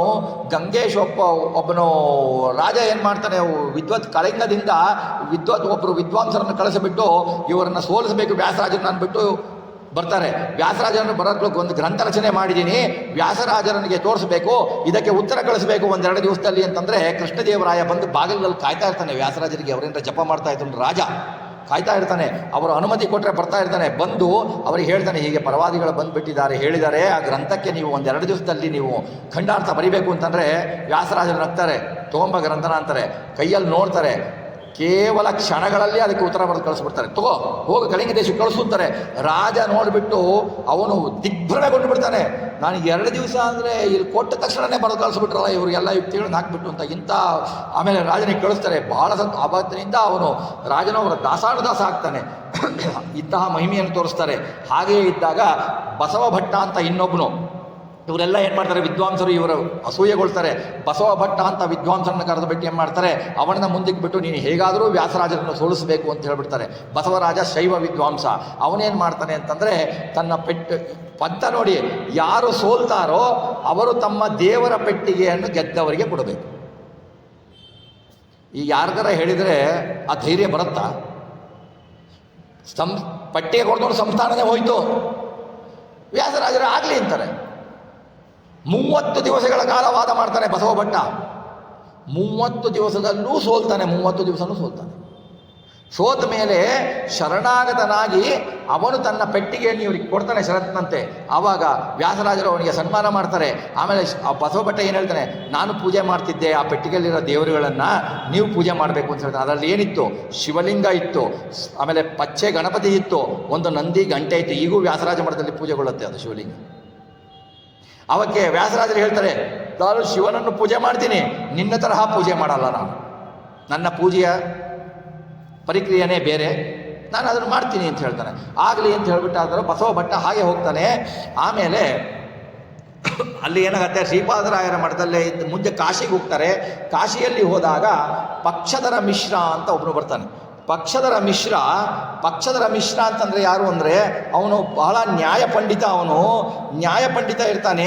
ನ್ಯಾಯ ಪಂಡಿತ ಅವನೇನು ಮಾಡ್ತಾನೆ ಅಂತಂದರೆ, ಅವನು ವಾದ ಮಾಡಬೇಕು ಅಂತಂದರೆ ಯಾವ ಪಕ್ಷವನ್ನು ಧರಿಸಿರ್ತಾನೋ ಆ ಪಕ್ಷಕ್ಕೆ ವಿಜಯ ಇರುತ್ತೆ. ಅವನು ಸುಮ್ಮನೆ ಸಾಮಾನ್ಯ ವಿದ್ವಾಂಸರ ಚರ್ಚೆ ಮಾಡ್ತಾ ಇರಲ್ಲ. ಅವನು ಚರ್ಚೆ ಮಾಡಬೇಕು ಅಂತಂದರೆ, ವಾದ ಮಾಡಬೇಕು ಅಂತಂದರೆ ಅವನು ರಾಜಗುರು ಆಗಿರಬೇಕು ಅಥವಾ ಅಪ್ರತಿಮ ಪಂಡಿತ ಆಗಿರಬೇಕು. ಅಂಥವನ ಹತ್ರ ವ್ಯಾಸರಾಜರು ಹೋಗಿಬಿಟ್ಟು ಅವನಿಗೆ ಕೇಳ್ತಾರೆ, ನೀನು ನನ್ನ ಹತ್ರ ವಾದಕ್ಕೆ ಬಾ ಅಂತ. ನಿಮ್ಮಂಥವ್ರ ಹತ್ರ ನಾನು ವಾದಕ್ಕೆ ಬರಲ್ಲ, ರಾಜಗುರುಗಳಾಗಿರಬೇಕು ಅಂತ. ಆವಾಗ ಅದೇ ಸಮಯದಲ್ಲಿ ಆ ಕಾಶಿರಾಜನಿಗೆ ಏನು ತೊಂದರೆ ಆಗಿರುತ್ತೆ, ಇವರು ಪರಿಹರಿಸ್ತಾರೆ ವ್ಯಾಸರಾಜರು. ಆವಾಗ ಕಾಶಿರಾಜ ಕೇಳ್ಕೊಳ್ಳತ್ಲು ಹೇಳ್ತಾರೆ, ನಿಮ್ಮ ಆಸ್ಥಾನದ ವಿದ್ವಾಂಸನಾದ ಪಕ್ಷಧರ ಮಿಶ್ರನನ್ನು ನನ್ನ ಹತ್ರ ಕಳಿಸು ವಾದಕ್ಕೆ, ಅದೇ ನಾನು ಕೇಳೋದು ಅಂತ ಹೇಳ್ತಾನೆ. ಸರಿ, ಪಕ್ಷಧರ ಮಿಶ್ರ ಬರ್ತಾನೆ. ಏನು ವಾದ ಮಾಡಿದರೂ ಕೂಡ ವ್ಯಾಸರಾಜರ ಹತ್ರ ಏನೂ ನಡೆಯಲ್ಲ. ಶರಣಾಗತ ಆಗ್ಬಿಡ್ತಾನೆ ಅವನು. ಶರಣಾಗತನಾದವನು ಏನು ಮಾಡ್ತಾನೆ ಅಂತಂದರೆ, ಆಮೇಲೆ ಮುಂದೆ ಬರ್ತಾ ಮುಳುಬಾಗಿಲಿಗೆ ಬರ್ತಾನೆ. ಅವನು ಮುಳುಬಾಗಿಲಿಗೆ ಬಂದು ಶ್ರೀಪಾದರಾಯರ ಹತ್ರ ಬರ್ತಾನೆ. ಶ್ರೀಪಾದರಾಯರ ಹತ್ರ ವಾದ ಮಾಡಬೇಕು ಅಂತ. ಆವಾಗ ಶ್ರೀಪಾದರಾಯರು ಕೇಳ್ತಾರೆ, ನೀನು ಎಲ್ಲಿಂದ ಬಂದಿದೀಯಪ್ಪ ಅಂತ. ಕಾಶಿಯಿಂದ ಬಂದಿದ್ದೀನಿ ಅಂತಾನೆ. ಅವಾಗ ಕಾಶಿಯಲ್ಲಿ ನಮ್ಮ ಶಿಷ್ಯ ಸಿಕ್ಕಿದ್ದ ನಿನಗೆ ಅಂತ ಕೇಳ್ತಾರೆ. ಯಾರು ನಿಮ್ಮ ಶಿಷ್ಯ ಅಂದರೆ, ವ್ಯಾಸತೀರ್ಥರು ಅಂತ ನಮಸ್ಕಾರ ಮಾಡಿಬಿಡ್ತಾರೆ. ಅಂತಹ ಶಿಷ್ಯನನ್ನು ಕಳೆದುಕೊಂಡಿದ್ರ ನೀವೆಂಥ ಗುರುಗಳು, ನಿಮ್ಮ ಹತ್ರ ಇನ್ನೇನು ಪಾಂಡಿತ್ಯ ಇರಬೇಕು ಅಂತಂದರೆ ಅವನು ಹೇಳ್ತಾನೆ ಒಂದು ಫೇಮಸ್ ವಾಕ್ಯನ, ಯದಧೀತಂ ತದಧೀತಂ ಯದನಧೀತಂ ತದಪ್ಯಧೀತಂ ಪಕ್ಷಧರ ವಿಪಕ್ಷೋ ನಾ ವೈಕ್ಷಿ ವಿನಾ ನವೀನ ವ್ಯಾಸೇನ ಅಂತಾನೆ. ನಾನು ಏನು ಓದಿದ್ದೇನೋ ವ್ಯಾಸರಾಜರದನ್ನು ಓದಿದ್ದಾರೆ. ಯದಧೀತಂ ತದಧೀತಂ ಯದನಧೀತಂ ತದಪ್ಯಧೀತಂ. ನಾನು ಏನು ಓದಿಲ್ವೋ ಎಲ್ಲನೂ ಅವ್ರು ಓದಿದ್ದಾರೆ. ನಾನು ಏನು ಓದಿಲ್ವೋ ಅದೆಲ್ಲ ಓದಿ ಅದನ್ನು ನನಗೆ ಹೇಳ್ತಿದ್ದಾರೆ ಅವರು. ಹಾಗಿದ್ದಾರೆ. ನಾನು ನನ್ನನ್ನು ಸೋಲಿಸಲಿಕ್ಕೆ ವೇದವ್ಯಾಸರೇ ಬರಬೇಕು ಅಂತಿದ್ದೆ. ಇಂತಹ ನವೀನ ವ್ಯಾಸ ಇದ್ದಾನೆ, ಇಂತಹ ಪಂಡಿತ ಗುರುಗಳು ನೀವು ಅಂತಂದರೆ ಸಾಷ್ಟಾಂಗ ನಮಸ್ಕಾರ ಮಾಡ್ತಾನೆ. ಇಂಥವ್ರು ಯಾರ್ರಿ? ಪಕ್ಷಧರ ಮಿಶ್ರ ಅಂತವನು ಪ್ರಖಂಡ ತಾರ್ಕಿಕ ಪಂಡಿತ. ಅವನು ಅಂತಹ ಪಂಡಿತರುಗಳೇ ತಮ್ಮ ವೈಷಮ್ಯವನ್ನು ಬಿಟ್ಟು ವ್ಯಾಸರಾಜರನ್ನು ಹಾಡಿ ಹೊಗಳ್ತಾರೆ. ಅಂಥ ಮಹಾವಿದ್ವತ್ತವರದು ವ್ಯಾಸರಾಜರದ್ದು. ಹಾಗಾಗಿ ಅವು ಶ್ರೀಪಾದರಾಯರಿಗೆ ಬಹಳ ಸಂತೋಷ ಆಗತ್ತೆ. ಅಲ್ಲಿಂದ ಏನಾಗತ್ತೆ ಅಂತಂದರೆ, ಮುಂದೆ ಏನಾಗತ್ತೆ ಅಂತಂದರೆ, ಪಕ್ಷಧರ ಮಿಶ್ರ ಹೇಳಲು ಇವರು ಏನು ಮಾಡ್ತಾರೆ, ಕೃಷ್ಣದೇವರಾಯನ ಕಾಲದಲ್ಲಿ ಅನೇಕ ಶಾಸನಗಳಿವೆ, ಅನೇಕ ಶಾಸನಗಳು ಇವರ ಬಗ್ಗೆ ಹೇಳಿದೆ. ಆಮೇಲೆ ವ್ಯಾಸರಾಜರು ಶ್ರೀರಂಗಕ್ಕೆ ಹೋಗ್ತಾರೆ. ಶ್ರೀರಂಗಕ್ಕೆ ಹೋಗಬೇಕಾದರೆ, ಶ್ರೀರಂಗ ಶೈವ ಕ್ಷೇತ್ರ ವೈಷ್ಣವ ಕ್ಷೇತ್ರ ಎರಡೂ ಹೌದು. ಶ್ರೀರಂಗನಾಥ ಸ್ವಾಮಿ ಇದ್ದಾನೆ, ಜಂಬುಕೇಶ್ವರನು ಇದ್ದಾನೆ. ಅಲ್ಲಿ ವೈಷ್ಣವರಿಗೂ ಶೈವರಿಗೂ ಜಗಳ. ಇವರು ಮೆರವಣಿಗೆ ಹೋದರೆ ಅವರು ತಡೆಯೋದು, ನಮ್ಮ ದೇವಸ್ಥಾನ ಮುಂದೆ ಬರಬೇಡ ಅಂತ. ಇವರು ಮೆರವಣಿಗೆ ಹೋದರೆ ಇವ್ರು ತಡೆಯೋದು. ನಮ್ಮ ಹಣೆ ಬಾರನೇ ಇಷ್ಟು ತಡೆಯೋದು. ಆಗ ವ್ಯಾಸರಾಜರು ಕೇಳ್ತಾರೆ, ಅಲ್ಲಪ್ಪ ಯಾಕೆ ಗಲಾಟೆ ಮಾಡ್ತಾ ಇದ್ದೀರಾ, ಯಾಕೆ ಗಲಾಟೆ ಮಾಡ್ತಾ ಇದ್ದಾರೆ, ಇಲ್ಲಿ ಯಾರು ಬದುಕ್ತಾರೋ ಅವ್ರು ಬದುಕಲಿ ಬಿಡು ಅಂತ ಹೇಳ್ತಾರೆ. ಹಾಗಂದ್ರೆ ಏನು ಅಂತ ಕೇಳ್ತಾರೆ. ಆವಾಗ ಅವ್ರು ಕರೀತಾರೆ, ಕರೆದು ಬಿಟ್ಟು, ನೋಡು ನೀವು ಯಾರು ಶೈವರಿದ್ದೀರೋ ಅದ್ವೈತಿಯರಿದ್ದೀರೋ, ನೀವು ಜಂಬುಕೇಶ್ವರದಿಂದ ಎಷ್ಟು ಸಾಧ್ಯನೋ ಅಷ್ಟು ಉಸಿರುಗಟ್ಟು ಓಡಬೇಕು, ಅಥವಾ ವೈಷ್ಣವರು ಒಬ್ಬರು ಶ್ರೀರಂಗ ದೇವಸ್ಥಾನದಿಂದ ಉಸಿರುಗಟ್ಟು ಓಡಬೇಕು. ನೀವು ಎಷ್ಟು ದೂರ ಓಡ್ತೀರೋ ಅಷ್ಟು ಕ್ಷೇತ್ರ ನಿಮ್ಮದು, ಉಳಿದಿದ್ದು ಅವ್ರದ್ದು ಅಂತ ಹೇಳ್ತಾರೆ. ಆವಾಗ ಪರಮತಿಯರು ಮಾಡ್ತಾರೆ, ಈ ವ್ಯಕ್ತಿಗಳು ಈಗಿನೂ ಯಾತ್ರೆಗಳ ಮುಗಿಸ್ ಬರ್ತಾ ಇದ್ದಾರೆ, ಸುಸ್ತಾಗಿದೆ ಇವರಿಗೆ, ಇವರೇ ಓಡಿಬಿಡ್ಲಿ, ನಾವು ಓಡಿ ಎಲ್ಲೋ ಒಂದು 200 ಮೀಟ್ರ್ ಓಡೋದು, 200 ಮೀಟ್ರ್ ನೀವು ತೊಗೊಳ್ಳಿ ಅನ್ನೋದು ಈ ವ್ಯವಹಾರನೇ ಬೇಡ ನಮಗೆ, ನೀವೇ ಓಡಿ ಅಂತ ಹೇಳ್ಬಿಡ್ತಾರೆ. ಆವಾಗ ವ್ಯಾಸರಾಜರು ತನ್ನ ಕಡೆಯವರನ್ನು ನೋಡ್ತಾರೆ, ಯಾರಾದರೂ ಹೋಗ್ತೀರಪ್ಪ ಉಸಿರು ಕಟ್ಟಿ ಅಂತ. ಇದು ನೆನಪಿಸ್ಕೊಳ್ಬೇಕು ನಾವು. ರಾಮದೇವರದ ರಾಮಾಯಣದಲ್ಲಿ ಸಮುದ್ರ ಉಲ್ಲಂಘನ ಮಾಡಬೇಕಾದ್ರೆ ಹನುಮಂತ ದೇವರು ಹೋಗೋಕ್ಕಿಂತ ಮುಂಚೆ ಎಲ್ಲರನ್ನೂ ಕೇಳ್ತಾರೆ, ಎಲ್ಲರೂ ನನ್ನ ಕೈನಲ್ಲಾಗಲ್ಲ, ನನ್ನ ಇದಷ್ಟೇ ಯೋಜನೆ ಹಂಗದ ಹೇಳ್ತಾರೆ, ನಾನು 100 ಅಷ್ಟೇ ಹೋಗ್ಬಿಡ್ತೀನಿ, ವಾಪಸ್ ಬರೋದು ಗ್ಯಾರಂಟಿ ಇಲ್ಲ. ಹಾಗೆ ಹೇಳಿದಾಗ ಹನುಮಂತ ದೇವರು ಓಡ್ತಾರೆ. ವಾಯೋವೇಶ ಸಮಾವಿಷ್ಟರಾಗಿರ್ತಾರಲ್ಲ ವ್ಯಾಸರಾಜರು, ಕೇಳಲು ವ್ಯಾಸರಾಜರಿಗೆ ಹೇಳ್ತಾರೆ, ನೀವೇ ಓಡ್ಬಿಡಿ ಅಂತ.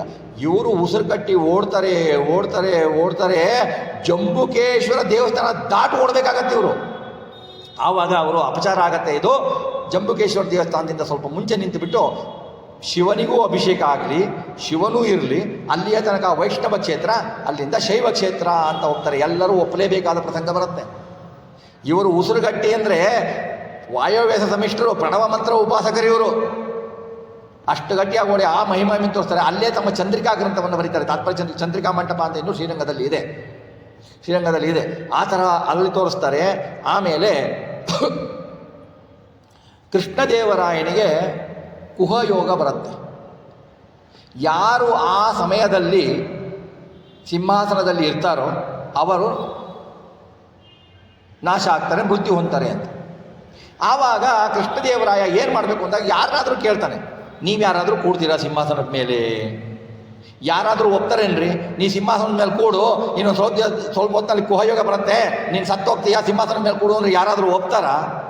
ಅಯ್ಯೋ ನನಗೆ ಬೇಕಾಗಿಲ್ಲ ಸಿಂಹಾಸನ, ನೀನೇ ಕೂತ್ಕೋ ಅಂತಂತಾರೆ. ಹಾಗಾಗಿ ಯಾರೂ ಒಪ್ಪಲ್ಲ. ಆವಾಗ ಆನೆ ಕೈಯಲ್ಲಿ ಒಂದು ಮಾಲೆ ಕೊಟ್ಟುಬಿಟ್ಟು ಕಳಿಸ್ತಾರೆ, ಯಾರ ಮೇಲೆ ಹಾಕತ್ತೋ ಅವನು ಕರ್ಕೊಂಬ ಅಂತ. ವ್ಯಾಸರಾಜರು ಚಕ್ರತೀರ್ಥದಲ್ಲಿ ತಮ್ಮ ಜಪವನ್ನು ಮಾಡ್ತಾ ಇರ್ತಾರೆ. ಹೋಗ್ತಾ ಆನೆ ಹೋಗಿಬಿಟ್ಟು ಅವರ ಕೊರಳಿಗೆ ಮಾಲೆ ಹಾಕುತ್ತೆ. ಅವ್ರ ಕೊರಳಿಗೆ ಮಾಲೆ ಹಾಕಿದರೆ ಇವ್ರು ಕಂಡುಬಿಡ್ತಾರೆ, ಯಾಕೆ ಮಾಲೆ ಹಾಕುತ್ತೆ. ಆಮೇಲೆ ಕೃಷ್ಣದೇವರ ನಾನು ಒಪ್ಪಲ್ಲ, ನಾನು ಸನ್ಯಾಸಿ, ನಾನು ರಾಜನಾಗಲ್ಲ ಅಂತಾರೆ ಅವರು. ಆವಾಗ ಕೃಷ್ಣದೇವರಾಯ ಇಲ್ಲ ಆಗೋದಿಲ್ಲ ಅಂತ ಹೇಳಿದಾಗ ಮತ್ತೆ ಆನೆಯನ್ನು ಮಿಸ್ಟೇಕ್ ಮಾಡಿ ಹಾಕಿರ್ಬೋದು ಅಂತ ಹೇಳಿಬಿಟ್ಟು ಆನೆ ಕೈಯಲ್ಲಿ ಮತ್ತೆ ಮಾಲೆ ಕೊಡು, ಮತ್ತೆ ಹೋಗೋದು ವ್ಯಾಸರಾಯರ ಹತ್ರನೇ ಹಾಕತ್ತೆ. ವ್ಯಾಸರಾಯರು ಇದು ಹರಿಯ ಆಜ್ಞೆ ಅಂತ ಹೇಳಿಬಿಟ್ಟು ಅಲ್ಲಿ ಬರ್ತಾರೆ. ಸಿಂಹದ ಮಕ್ಕಳು ಕೃಷ್ಣದೇವರಾಯನಿಗೆ ದುಃಖ ಆಗತ್ತೆ. ಅಲ್ಲ, ನೀವು ನಾನು ಮರಣ ಹೊಂತೀನಿ ಅಂತ ಹೇಳಿಲ್ಲ, ನಾನು ಸಿಂಹಾಸನದಲ್ಲಿ ಕೂಡ್ತೀನಿ ಅಂತ ಹೇಳಿದ್ದೀನಿ ಅಂತಾರೆ. ಸಿಂಹಾಸನದಲ್ಲಿ ಕೂಡ್ತಾರೆ. ಆ ಕುಹಯೋಗ ಬರುತ್ತೆ. ಕುಹಯೋಗದಿಂದ ಬಂದರೆ ತಮ್ಮ ಶಾಟಿಯನ್ನು ಹಾಕ್ತಾರೆ, ಶಾಟಿ ಸುಟ್ಟು ಹೋಗುತ್ತೆ. ಇವರು ಎಷ್ಟು ಕ್ಷಣ ಇದ್ದಿದ್ರೆ 18 ನಿಮಿಷ.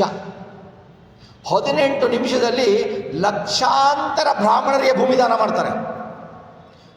ಹೇಳ್ತಾರೆ ರಾಜಂಗೆ, ನಾನು ಏನು ಅದರಲ್ಲಿ ದಾನ ಮಾಡ್ತೀನೋ ಅದಕ್ಕೆ ಏನೂ ಅಬ್ಜೆಕ್ಷನ್ ಇರಬಾರ್ದು, ಎಲ್ಲ ದಾನ ಮಾಡಿ. ಅವರು ಮತೀಯರು ಬ್ರಾಹ್ಮಣರು ಅಂತ ನೋಡಲ್ಲ, ಅಲ್ಲಿ ಯಾರಿರ್ತಾರೋ ಎಲ್ಲರಿಗೂ ದಾನ ಮಾಡ್ತಾರೆ. ಏನು ಬಂಗಾರಗಳಾಯಿತು, ಬೆಳ್ಳಿಗಳಾಯಿತು, ಮನೆಗಳಾಯಿತು, ಮಠಗಳಾಯಿತು, ಎಲ್ಲವನ್ನೂ ದಾನ ಮಾಡ್ತಾರೆ. ಅವನ ದಾನ ನೋಡಿಬಿಟ್ಟು ಕೃಷ್ಣದೇವರಾಯ ಏನಿದು ಮಹಿಮೆ ಇವ್ರದ್ದು, ಹಿಂಗೆ ದಾನ ಮಾಡ್ತಾ ಇದ್ದಾರಲ್ಲ ಅಂಥೇಳಿ ಬೇರೆಯವರಾಗಿದ್ದರೆ ಯಾರ್ದು ದುಡ್ಡು, ನಂದು ದುಡ್ಡದು ಅಂತಿದ್ರು. ಕೃಷ್ಣದೇವರಾಯ ಅಂತವನಲ್ಲ. ಕೃಷ್ಣದೇವರಾಯ ಏನಿದೆ ಇವರು ಮಹಿಮೆ ಅಂತಂತಾನೆ. ಆವಾಗ ನಾವು ಈಗಲೂ ಇದು ಹೇಳಬೇಕು ಅಂತಂದರೆ, ನಾವು ಯಾರು ಮಾಧ್ವರಿದ್ದೀವೋ, ಅಂಗಾರಾಕ್ಷತೆ ಹಸಿಗಳ್ತಾ ಇದ್ದೀವೋ, ಯಾವುದೇ ಮಠದವರಾಗಿರಲಿ ಅವರು ವ್ಯಾಸರಾಯರಿಗೆ ಋಣಿ ಆಗಿರಲೇಬೇಕು. ವ್ಯಾಸರಾಯರ ಭಜನೆ ಮಾಡದೆ ಯಾವನು ಮಾಧ್ವನಾಗದೇ ಇಲ್ಲ. ವ್ಯಾಸರಾಜರ 3 ಗ್ರಂಥಗಳು ತಾತ್ಪರ್ಯ ಚಂದ್ರಿಕಾ, ನ್ಯಾಯಾಮೃತ, ತರ್ಕತಾಂಡವಗಳನ್ನು ಓದದೆ ಅವನು ಪಂಡಿತ ಅನಿಸೋದೇ ಇಲ್ಲ. ಈ ತರಹ ಅವರು ಎಷ್ಟು ದಾನ ಮಾಡಿದ್ರು ರೀ, ಎಷ್ಟು ದಾನ ಮಾಡಿ ಉಲ್ಲೇಖ ಇದೆ, ಎಷ್ಟು ದಾನಗಳನ್ನು ಮಾಡಿದರು ಅಂತ. ಆವಾಗ ರಾಜನಿಗೆ ಬಹಳ ಸಂತೋಷ ಆಗತ್ತೆ. ಅವನು ಅವರಿಗೆ ರತ್ನಾಭಿಷೇಕ ಮಾಡ್ತಾನೆ. ರತ್ನಾಭಿಷೇಕ ಮಾಡಿದರೆ ಇವರಂತಾರೆ, ರತ್ನಾಭಿಷೇಕಗಳನ್ನು ಅವನು ಏನು ರತ್ನಗಳನ್ನು ಸುರಿತಾ ಇದ್ನೋ ಹಂಗಂಗೆ ದಾನ ಮಾಡ್ತಾ ಇದ್ದಾರೆ ಅವರು. ತಾವು ಒಂದು ಬಿಡಲಿಲ್ಲ, ಒಂದು ಚೂರು ಇಲ್ಲ. ನಾನು ಸಂಜೆ ನನಗೆ ಅದಕ್ಕೆ ಬೇಕು, ಎಲ್ಲ ದಾನ ನೀವು ತೊಗೊಂಡೋಗಿ ಯಾರಿದ್ದಾರೆ ಅಂತ ನೋಡ್ತಿಲ್ಲ, ಕೊಡ್ತಾ ಇದ್ರು.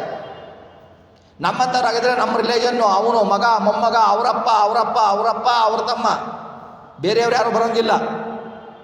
ಹಾಗೆಲ್ಲ ಯಾರು ಕೊಟ್ಟು ದಾನ ಮಾಡಿದರು ಅವ್ರನ್ನ ನೋಡಿಬಿಟ್ಟು ಕೃಷ್ಣದೇವರಾಯ ಎಷ್ಟು ಸಂತೋಷ ಪಡ್ತಾನೆ ಅಂತಂದರೆ, ಕೃಷ್ಣದೇವರಾಯ ಹಾಗೆ ಮಾಡ್ತಾನೆ. ಆಮೇಲೆ ಅದು ಮಾಡಿದ ಮೇಲೆ ಚಕ್ರತೀರ್ಥಕ್ಕೆ ಬರ್ತಾರೆ. ಅಲ್ಲಿ ತುಂಗಾ ನದಿ ದಿಕ್ಕನ್ನು ಬದಲಿಸುತ್ತೆ, ಪೂರ್ವ ದಿಕ್ಕಿಗೆ ಉತ್ತರ ದಿಕ್ಕಿಗೆ ಬದಲಿಸುತ್ತೆ. ಮಹಾಪವಿತ್ರ ಅದು. ಆ ಪಂಪಾ ಕ್ಷೇತ್ರ ಅಂತ ಅದಕ್ಕೆ ಹೆಸರು. ಅದು ಕಿಷ್ಕಿಂದೆ ಋಷ್ಯಮುಖ ಪರ್ವತ ಅಂತ.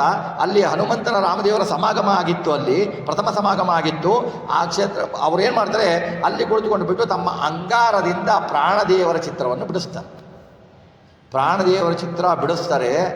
ಪ್ರಾಣದೇವರು ಚಿತ್ರ ಬಿಡಿಸಿ ಆ ಜಪ ಮಾಡಿದರೆ ಪ್ರಾಣದೇವರು ಬಂದು ಕೂತ್ಕೊಂಡು ಚಿತ್ರ ಮುಗಿಯೋದ್ರಾಗ ಹಾರೋಗ್ತಾರೆ. 12 ಸಾರಿ ಹಾರೋಗ್ತಾರೆ, ಪ್ರಾಣದೇವರು ನಿಲ್ಲಲ್ಲ. ಆವಾಗ ವ್ಯಾಸರಾಜರು ಏನು ಮಾಡ್ತಾರೆ ಗೊತ್ತಾ, ವ್ಯಾಸರಾಜರು ಷಟ್ಕೋಣ ಚಕ್ರ ಹಾಕ್ತಾರೆ, ಪ್ರಾಣದೇವರನ್ನು ಆಹ್ವಾನ ಮಾಡ್ತಾರೆ. 3 ಕೋಟಿ ಬೀಜ ಮಂತ್ರಗಳನ್ನು ಜಪಿಸ್ತಾರೆ ಅವರು. 3 ಕೋಟಿ ಬೀಜ ಮಂತ್ರಗಳನ್ನು ಜಪಿಸ್ತಾರೆ. ಜಪಿಸಿಬಿಟ್ಟು ಪ್ರಾಣದೇವರನ್ನ ಅಲ್ಲಿ ಹಿಡಿದಾಕ್ತಾರೆ. ಪ್ರಾಣದೇವ್ರನ್ನ ಹಿಡಿದಾಕ್ಲಿಕ್ಕೆ ಆಗಲ್ಲ, ಇವ್ರ ಸಾಮರ್ಥ್ಯ. ಇವರಲ್ಲಿ ವಾಯುವೇಶ ಸಮಾವಿಷ್ಟ ಆಗಿದೆ. ಕೂಡಿಸ್ತಾರೆ.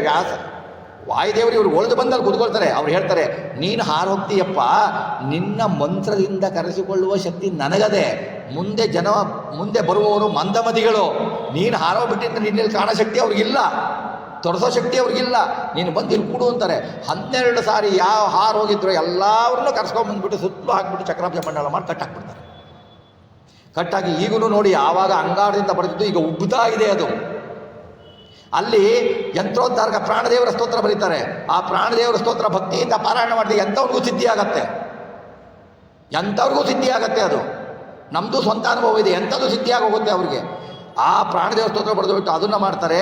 ಅದನ್ನು ಮಾಡಿಬಿಟ್ಟು ಮುಂದೆ ಏನು ಮಾಡಿದರು ವ್ಯಾಸರಾಜರು ಏನು ಮಾಡಿದರು ಅಂತಂದರೆ, ಅವರು ಬರೀ ಇಷ್ಟೇ ಮಾಡಿದ್ರಾ ಅಂದರೆ, ಅವರು ತಮ್ಮ ಅವಧಿಯಲ್ಲಿ 32 ಕೆರೆಗಳನ್ನು ಕಟ್ಟಿಸ್ತಾರೆ. ಅವರ ಥಿಂಕಿಂಗ್ ನೋಡಿ, ಕೆರೆಗಳನ್ನು ಕಟ್ಟಿಸ್ತಾರೆ. ಜನಕ್ಕೆ ಉಪಯೋಗ. ಒಂದು ಕೆರೆಯನ್ನು ಕಟ್ಟಿಸಿ, ಶಾಸ್ತ್ರದಲ್ಲಿದೆ, ಒಂದು ಕೆರೆ ಒಂದು ಬಾವಿ ಕಟ್ಟಿಸಿದರೆ ಆ ನೀರಿನಿಂದ ಏನು ಜನ ಬೆಳೆದು ಕೊನೆಯ ತನಕ ಎಲ್ಲಿಗೆ ಹೋಗುತ್ತೋ ಆ ಕಾಲದ ತನಕ ಪುಣ್ಯ ಇವ್ರಿಗೆ ಹೋಗುತ್ತೆ ಕಟ್ಟಿಸಿದವ್ರಿಗೆ. ವ್ಯಾಸ ಸಮುದ್ರ ಅಂತ ಕೆರೆ, ಕಂದಕೂರು ಅಂತ ಆಂಧ್ರ ಪ್ರದೇಶದ ಬಾರ್ಡ್ರು. ಕಂದಕೂರಿನಲ್ಲಿ ಅರ್ಧ ಆಂಧ್ರ ಅರ್ಧ ಕರ್ನಾಟಕಕ್ಕೆ ಬರುತ್ತೆ. 1739 ಎಕರೆನಲ್ಲಿರೋದು. 1739 ಎಕರೆನಲ್ಲಿ ವ್ಯಾಸ ಸಮುದ್ರವನ್ನು ನಿರ್ಮಿಸಿ ಏನು ಮಾಡ್ತಾರೆ, ನಿರ್ಮಿಸಿ ಅಲ್ಲಿ ಜಪ ಮಾಡ್ತಾ ಕೂತಿರ್ತಾರೆ. ಜಪ ಮಾಡ್ತಾ ಕೂತ್ಕೊಂಡು ಅವಲೋಕನ ಮಾಡ್ತಾ ಇರ್ತಾರೆ. ಕಟ್ಟಲಿಕ್ಕೆ ಆವಾಗ 12 ವರ್ಷ ಬೇಕಾಯ್ತು ಅವರಿಗೆ ಆ ಕೆರೆ ಕಟ್ಟಲಿಕ್ಕೆ. ಆವಾಗಿನ ಕಾಲದಲ್ಲಿ ಆ ಕೆರೆ ಕಟ್ಟಲಿಕ್ಕೆ 15 ಲಕ್ಷ ಆಯಿತು ಅಂತ ರಿಸರ್ಚ್ ಅವರು ಹೇಳ್ತಾರೆ. 15 ಲಕ್ಷ ಖರ್ಚಾಗಿದೆ ಅವರಿಗೆ ಆವಾಗಿನೇ. ಆ ಕೆರೆಯನ್ನು ಕಟ್ಟಿಸಿ ನೀರಾವರಿಗೆ ಬಿಡ್ತಾರೆ. ಆವಾಗಿನ ಅವರ ಯೋಚನೆ ನೋಡಿ, ಈಗಿನವ್ರ ಯೋಚನೆ ನೋಡಿ. ನಾವೆಲ್ಲಿಂದನೋ ನದಿ ತರ್ತೀನಿ ಅಂತಾರೆ. ಇವ್ರ ಕೈಯಲ್ಲಿ ಅದೇನು ಮಾಡಲಿಕ್ಕಾಗಲ್ಲ, ದುಡ್ಡು ತಿನ್ಬೇಕು ಅಷ್ಟೇ. ಅವರೇನು ಮಾಡ್ತಾರೆ, ತರ್ತಾರೆ. ಅವರು ಅಲ್ಲಿರುವ ಎಲ್ಲ ಕಾರ್ಯಕರ್ತರಿಗೂ ಸಂಬಳವನ್ನು ಅವರೇ ಕೊಡ್ತಾ ಇದ್ರು. ಹೆಂಗೆ ಕೊಡ್ತಾ ಇದ್ರು ಅಂತ ಹೇಳ್ತಾರೆ. ಒಂದು ಮಣ್ಣಿನ ಗುಂಪೆ ಎಲ್ಲ ಕುತ್ಕೊಳ್ತಾ ಇದ್ರು. ಕುತ್ಕೊಂಡ್ರೆ ಅವ್ರವ್ರು ಏನು ಕೆಲಸ ಮಾಡ್ತಾರೆ, ಅವ್ರ ಮುಂದೆ ಒಂದು ಮಣ್ಣಿನ ಗುಂಪೆ. ವ್ಯಾಸರಾಜರು ಒಂದು ದಂಡ ಹಿಡಿತಾ ಇದ್ರು. ಅದ್ರ ಮಣ್ಣಿನ ಗುಂಪೆ ಮೇಲೆ ದಂಡ ಎಲ್ಲ ದಂಡ ಇಟ್ಟರೆ ಆ ಮಣ್ಣಿನ ಗುಂಪೆ ಓಪನ್ ಮಾಡಿದ್ರೆ ಅವನು ಏನು ಕೆಲಸ ಮಾಡಿದ್ರೆ ಅದು ತಕ್ಕಂಗೆ ಅದರಲ್ಲಿ ಹೊರಗಡೆ ಅಷ್ಟು ದುಡ್ಡು ಸಿಗೋದು ಅವರಿಗೆ. ಅವ್ರ ಕೆಲಸ ತಕ್ಕಂಗೆ ದುಡ್ಡು ಸಿಗೋದು.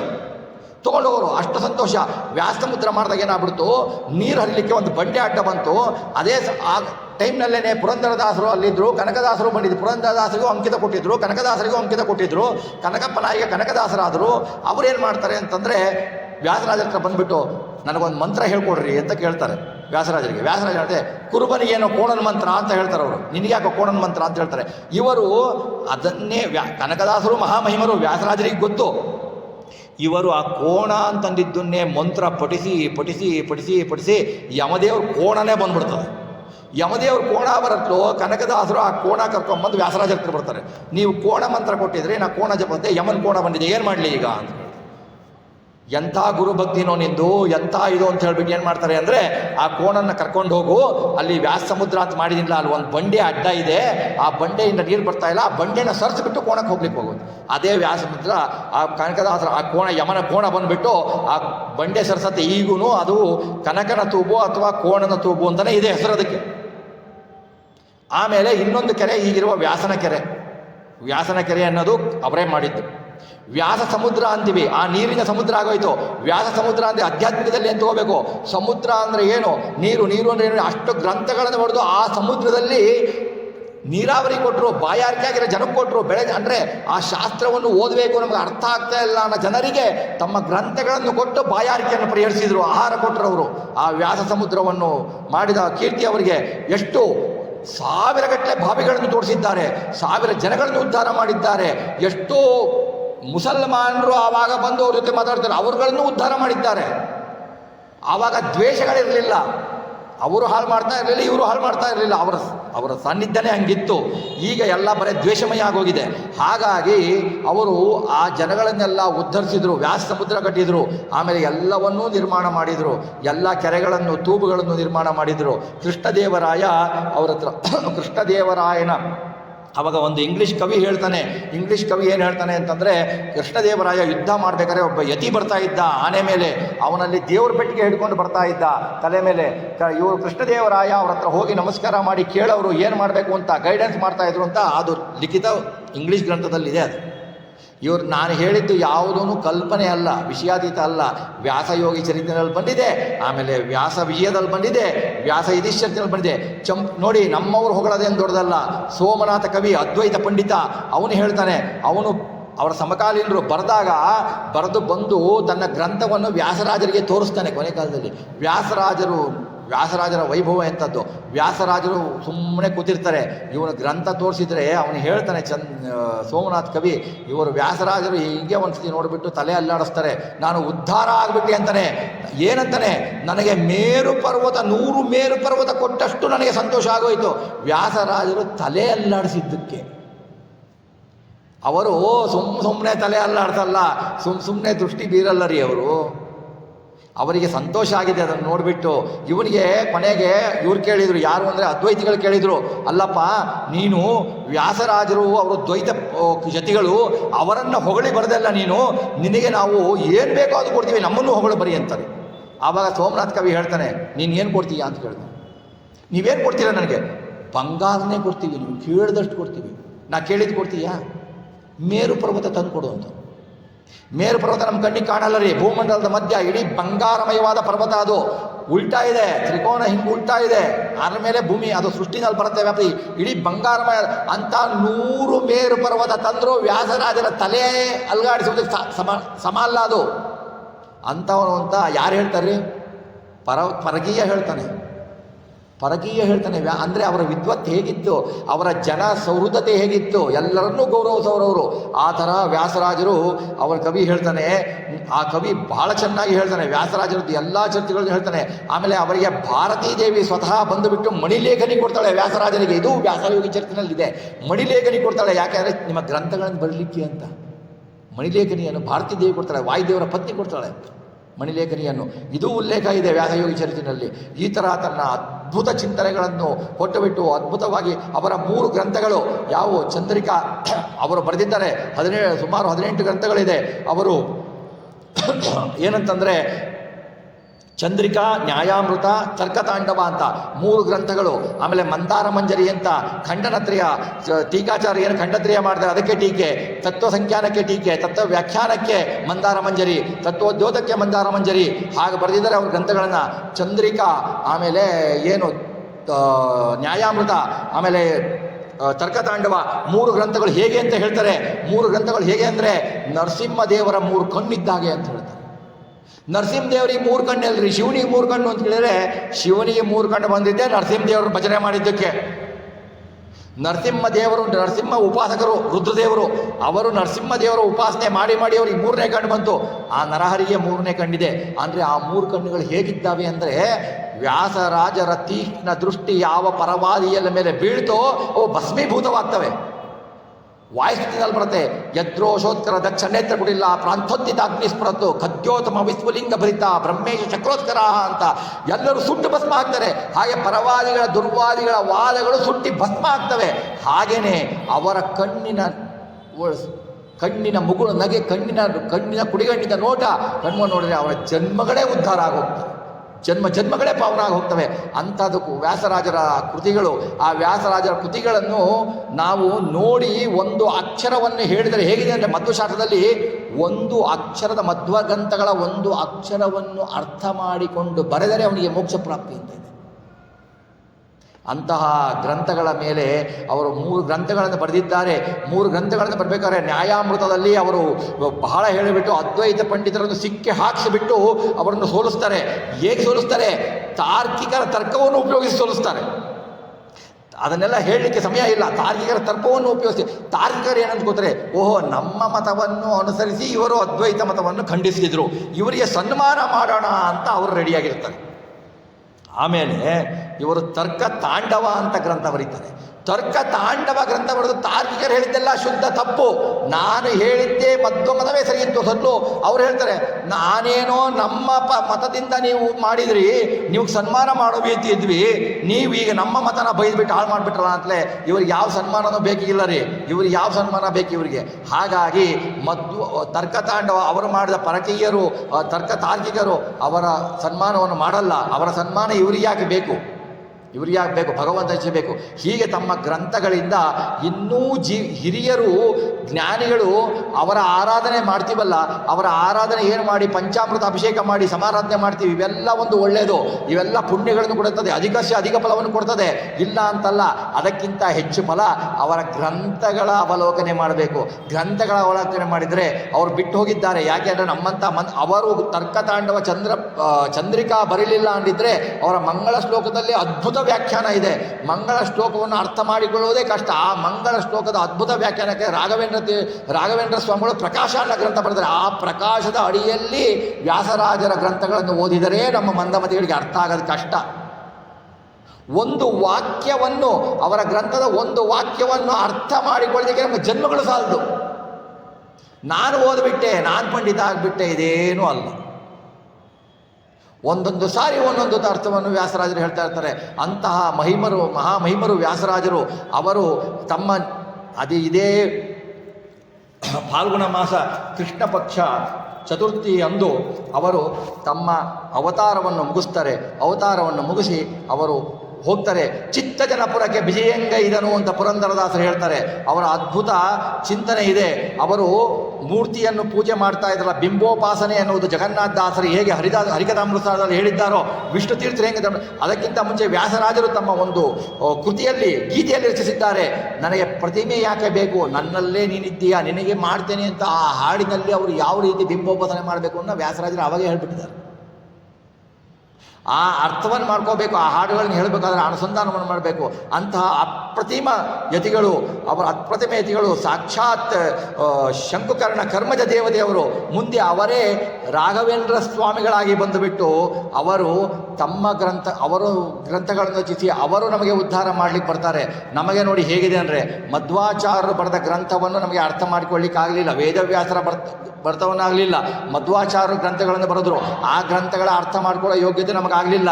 ಅದಕ್ಕೆ ಟೀಕಾಚಾರ್ಯರು ಬಂದರು, ಟೀಕಾಚಾರ್ಯರು ಟೀಕೆಯನ್ನು ಬರೆದರು, ಅದು ಗ್ರಂಥಗಳ ಅರ್ಥಕ್ಕೆ ನಮ್ಮ ಪ್ರೌಢಿಮೆ ಬರಲಿಲ್ಲ. ಆವಾಗ ಬಂದಿದ್ದು ವಾದಿರಾಜರು, ಇವರು ವ್ಯಾಸರಾಜರು, ರಾಘವೇಂದ್ರರು, ಇವರೆಲ್ಲ ಬರೆದರು. ಅವರು ಬರೆದ ಗ್ರಂಥಕ್ಕೂ ನಮಗೆ ಅರ್ಥ ಆಗೋದು ಕಷ್ಟ. ಅದು ಬೇಡ, ಆ ಗ್ರಂಥಗಳನ್ನು ನಮ್ಮ ಗುರುಗಳ ಮೂಲಕ ಹೇಳಿಸ್ಕೊಳ್ತೀವಿ, ಆ ಗುರುಗಳು ಹೇಳಿದ್ದೂ ನಮಗೆ ಅರ್ಥ ಆಗೋದು ಕಷ್ಟ. ಇಂಥ ಮಂದಮತಿಗಳು ನಾವು ಅನವಶ್ಯವಾಗಿ ಯತಿಗಳ ಬಗ್ಗೆ ಚಿಂತನೆ ಮಾಡದೆ, ಯಾವ ಯತಿಗಳು ಹೇಗೆ ಎನ್ನುವುದನ್ನು ಚಿಂತನೆ ಮಾಡದೆ ಅವರ ಗ್ರಂಥಗಳ ಬಗ್ಗೆ ಚಿಂತನೆ ಮಾಡಬೇಕು. ನಮ್ಮ ಮಧ್ವ ಗ್ರಂಥದಲ್ಲಿ ಏನು ಸಾರ ಇದೆ ತಿಳ್ಕೋಬೇಕು, ಆ ಸಾರಗಳ ಬಗ್ಗೆ ಯೋಚನೆ ಮಾಡಬೇಕು. ನಮಗೆ ಖೇದ ಆಗತ್ತೆ, ಬರೇ ಬೆಳಿಗ್ಗೆ ಇದ್ದರೆ ಯತಿ ನಿಂದನೆಗಳೇ ನಮಗೆ. ಯತಿ ನಿಂದನೆಗಳನ್ನು ಮಾಡಿದರೆ ಅದು ಬಹಳ ದ್ರೋಹ. ಅದು ಅವರ ಬರೆದ ಗ್ರಂಥಗಳನ್ನು ಓದಿ, ಆ ಗ್ರಂಥವನ್ನು ಓದಲಿಕ್ಕೆ ಪ್ರಯತ್ನ ಪಡಿ. ಏನಿಲ್ಲ, ಆ ಗ್ರಂಥಗಳನ್ನು ಮನೆಯಲ್ಲಿ ಇಟ್ಕೊಂಡು ಮಂಗಳಾರತಿ ಮಾಡಿ ದಿವಸಕ್ಕೆ ಮುಂದಿನ ಜನ್ಮದಲ್ಲಿ ಭಗವಂತ ಕೊಡ್ತಾನೆ. ಅದು ಬಿಟ್ಟು ಯತಿಗಳ ಬಗ್ಗೆ ಅನವಶ್ಯಕವಾಗಿ ಮಾತುಗಳು, ಅನವಶ್ಯಕವಾಗಿ ಕೆಟ್ಟ ಶಬ್ದಗಳನ್ನು ಉಪಯೋಗಿಸಿ ಯಾವ ಯತಿಗಳಿಗೂ ಸರ್ವತಾ ಬೈಯುವುದಲ್ಲ. ಅವರ ಒಳ ಸಾಧನೆಗಳು ಏನಿರ್ತವೆ ಅಂತ ಯಾರಿಗೂ ಗೊತ್ತಾಗಲ್ಲ. ಹಾಗಾಗಿ ವ್ಯಾಸರಾಜರು ತೋರಿಸಿದರು ಅಪ್ರತಿಮವಾಗಿ ಲೌಕಿಕ ಪ್ರಪಂಚಕ್ಕೆ ಸಾಧನೆ ಮಾಡಿ ತೋರಿಸಿದರು, ಆಧ್ಯಾತ್ಮಿಕ ಪ್ರಪಂಚಕ್ಕೆ ಸನ್ಯಾಸಿ ದೀಕ್ಷೆಯನ್ನು ಸನ್ಯಾಸಿಗಳು ಹೇಳ್ತಾರೆ, ಶ್ರೀಪಾದರಾಯರು ಹೇಳ್ತಾರೆ 1000 ಹೆಡೆಯ ಶೇಷನೇ ಬಲ್ಲ ವ್ಯಾಸರಾಜರ ಸನ್ಯಾಸ ದೀಕ್ಷೆಯನ್ನು ಅಂತ ಹೇಳ್ತಾರೆ. ನಿಮ್ಮಂಥವರಿಂದ ಈ ಎಂಜಲು ಸೋರಿಸೋ ನಾಲ್ಗೆಯಿಂದ ಇವ್ರಿಗೆ ಬೈಯೋ ನಾಲ್ಗೆಯಿಂದ ತಿನ್ನಬಾರ್ದನ್ನ ತಿನ್ನೋದರಿಂದ ಅವ್ರನ್ನ ಹೊಗಳಿಕ್ಕಾಗಲ್ಲ ರೀ. ಅವ್ರನ್ನ ಹೊಗಳಿಕ್ಕಾಗಲ್ಲ. 1000 ಹೆಡೆಯ ಶೇಷ 2000 ಶೇಷನೇ ಸಮರ್ಥ ಅವರ ಚರಿತ್ರೆಯನ್ನು ಹೇಳಲಿಕ್ಕೆ. ಯಾಕೆಂದರೆ ಸ್ವಯಂ ವಾಯಾವೇಶ ಸಮಾವಿಷ್ಟರಾಗಿದ್ದಾರೆ. ಶೇಷದೇವರ ಅವತಾರ ಅವರು. ಅಂತಹ ಮಹಾಮಹಿಮರ ಆರಾಧನೆ ಇವತ್ತೇ ಮಧ್ಯಾರಾಧನೆ, ನಾಳೆ ಉತ್ತರಾಧನೆ. ಇದು ಪವಿತ್ರ ಕಾಲ, ಪರ್ವಕಾಲ. ಈ ದಿವಸಗಳಲ್ಲಿ ಅವರು ನಮ್ಮ ಮೇಲೆ ನೋಡ್ತಾ ಇರ್ತಾರೆ, ಏನೇನು ಸಾಧನೆ ಮಾಡ್ತಾ ಇರ್ತಾರೆ ಜನ ಅಂತ. ಅವರ ಬಗ್ಗೆ ಚಿಂತನೆ ಮಾಡೋಣ. ಅವರ ಬಗ್ಗೆ, ಅವರ ಗ್ರಂಥಗಳ ಬಗ್ಗೆ ನಾವು ಏನು ಬೇಡ, ಅವರ ಗ್ರಂಥಗಳ ಹೆಸರು ಹೇಳಿದರೆ ಸಾಕು, ನಾವು ಉದ್ಧಾರ ಆಗಿಬಿಡ್ತೀವಿ. ಆ ಗ್ರಂಥಗಳ ಹೆಸರುಗಳನ್ನು ಹೇಳೋಣ, ಅವರಿಗೆ ಕೇಳ್ಕೊಳ್ಳೋಣ. ನಮಗೆ ಗ್ರಂಥಗಳು ಮುಂದಿನ ಜನ್ಮದಲ್ಲಾದರೂ ಗ್ರಂಥಗಳನ್ನು ಸ್ಪರ್ಶ ಮಾಡಿ ಓದುವ ಜ್ಞಾನವನ್ನು ಕೊಡು ಅಂತ ಹೇಳಿ ಅಂತ ಕೇಳ್ಕೊಳ್ಳೋಣ. ಅವರು ಕೊಡ್ತಾರೆ, ಮೋಕ್ಷಕ್ಕೆ ದಾರಿ ತೋರಿಸ್ತಾರೆ. ಮಧ್ವಶಾಸ್ತ್ರದ ಮೂಲಕ ಮೋಕ್ಷಕ್ಕೆ ದಾರಿ ತೋರಿಸ್ತಾರೆ ವ್ಯಾಸರಾಜರು. ಅಂತಹ ಮಹಾಮಹಿಮರ ಚಿಂತನೆ ಮಾಡಲಿಕ್ಕೆ ನಾನಂತೂ ಯೋಗ್ಯನಲ್ಲ. ಯಾಕೆಂದರೆ ನಾನು ಅವರ ಗ್ರಂಥಗಳ ಸ್ಪರ್ಶ ಮಾಡಲಿಕ್ಕೂ ಯೋಗ್ಯ ಅಲ್ಲ. ಅಂಥವರು ನಿಂತು ನಾನೇನಾದರೂ ಇಲ್ಲಿ ನುಡಿಸಿದರೆ ವ್ಯಾಸರಾಜರೇ ನಿಂತು ನುಡಿಸಿದ್ದಾರೆ ಅಂತ ಹೇಳ್ಬೋದು. ಸರ್ವತಃ ನಾನು ಹೇಳಲಿಕ್ಕೆ ಯೋಗ್ಯನಲ್ಲ. ಹಾಗೆಯೇ ನಾನು ಹರಿಕಥಾಮೃತ ಸಾರದಲ್ಲಿ ಹೇಳಿದಂತೆ, ಜಗನ್ನಾಥಾಚಾರ್ಯರು ಹೇಳಿದಂತೆ ನಾವೇನು ತಿಳ್ಕೊಳ್ಬೇಕು, ನಮ್ಮಲ್ಲಿ ತತ್ವಾಭಿಮಾನಿ ದೇವತೆಗಳ ಮೂಲಕ, ಮುಖ್ಯ ಪ್ರಾಣದ ಮೂಲಕ ಭಗವಂತ ತನ್ನ ಭಕ್ತನ ಮಹಿಮೆಯನ್ನು ಹೇಳಿಸಿ ತಾನು ಸಂತೋಷಗೊಂಡಿದ್ದಾನೆ. ಭಕ್ತರ ಮಹಿಮೆಯನ್ನು ಹೇಳಿದರೆ ಭಗವಂತ ಸಂತೋಷಗೊಳ್ತಾನೆ. ಆ ಭಗವಂತನ ಪ್ರೀತಿಯಾಗಲಿ. ನಮ್ಮದೇನೋ ಈ ವಿಷಯವನ್ನು, ವ್ಯಾಸರಾಯರ ಮಹಿಮೆಯನ್ನು, ವ್ಯಾಸರಾಜರ ಗ್ರಂಥದ ಅವಕಲನವನ್ನು ಯಥಾಶಕ್ತಿ ಯಥಾಮಕ್ತಿ ಇಲ್ಲಿ ಪರಮಾತ್ಮನಿಂದ ಮಾಡಿಸಿದ್ದಾನೆ. ಆ ಮಾಡಿದರಲ್ಲಿ ಏನಾದರೂ ತಪ್ಪಿದ್ದರೆ ಅದು ಸ್ವಯಂ ನನ್ನದು. ಇದರಲ್ಲಿ ಏನಾದರೂ ಸ್ವಲ್ಪ ಶಾಸ್ತ್ರಬದ್ಧವಾಗಿ ಮಾತುಗಳು ಬಂದಿದ್ದರೆ ಅದರ ನಮ್ಮ ಗುರುಗಳದ್ದು. ಇದು ಎಲ್ಲವೂ ನಮ್ಮ ಗುರುಗಳ ಅಂತರ್ಗತ, ವ್ಯಾಸತೀರ್ಥಾಂತರ್ಗತ, ಭಾರತೀಯ ಮಕ್ಕಳಾಂತರ್ಗತ ಗೋಪಾಲಕೃಷ್ಣ ಭಿನ್ನ ಲಕ್ಷ್ಮೀನಾರಾಯಣಿಗೆ ಅರ್ಪಿಸೋಣ. ಕೃಷ್ಣಾರ್ಪಣಮಸ್ತು. ಕಾಯೇನ ವಾಚಾ ಮನಸೇಂದ್ರಿಯರ್ವಾ ಬುದ್ಧಾತ್ಮನಾಮ ಅನುಸೃತೃಭಾವಾತ್ ಕರೋತಿ ಯಜ್ಞ ಸಕಲಂ ತಸ್ಮೈ ನಾರಾಯಣಾಯ ಸಮರ್ಪಯಾಮಿ, ನಾರಾಯಣ ಸಮರ್ಪಯಾಮಿ. ಹರಿ ಓಂ, ಹರಿ ಓಂ, ಹರಿ ಓಂ. ಈ 2 ದಿವಸಗಳ ಕಾಲ, ಪರ್ವಗಳ ಕಾಲ ಮಹಾಯತಿಗಳ ಚಿಂತನೆಯನ್ನು ಮಾಡಿದ್ದಾಯಿತು. ನಾಳೆಯಿಂದ ಹರಿಕಥಾಮೃತ ಸಾರದ ಚಿಂತನೆಯನ್ನು ಮುಂದುವರಿಸೋಣ ಅಂತ ಹೇಳಿಬಿಟ್ಟು ಶ್ರೀಕೃಷ್ಣಾರ್ಪಣ ಮಸ್ತು.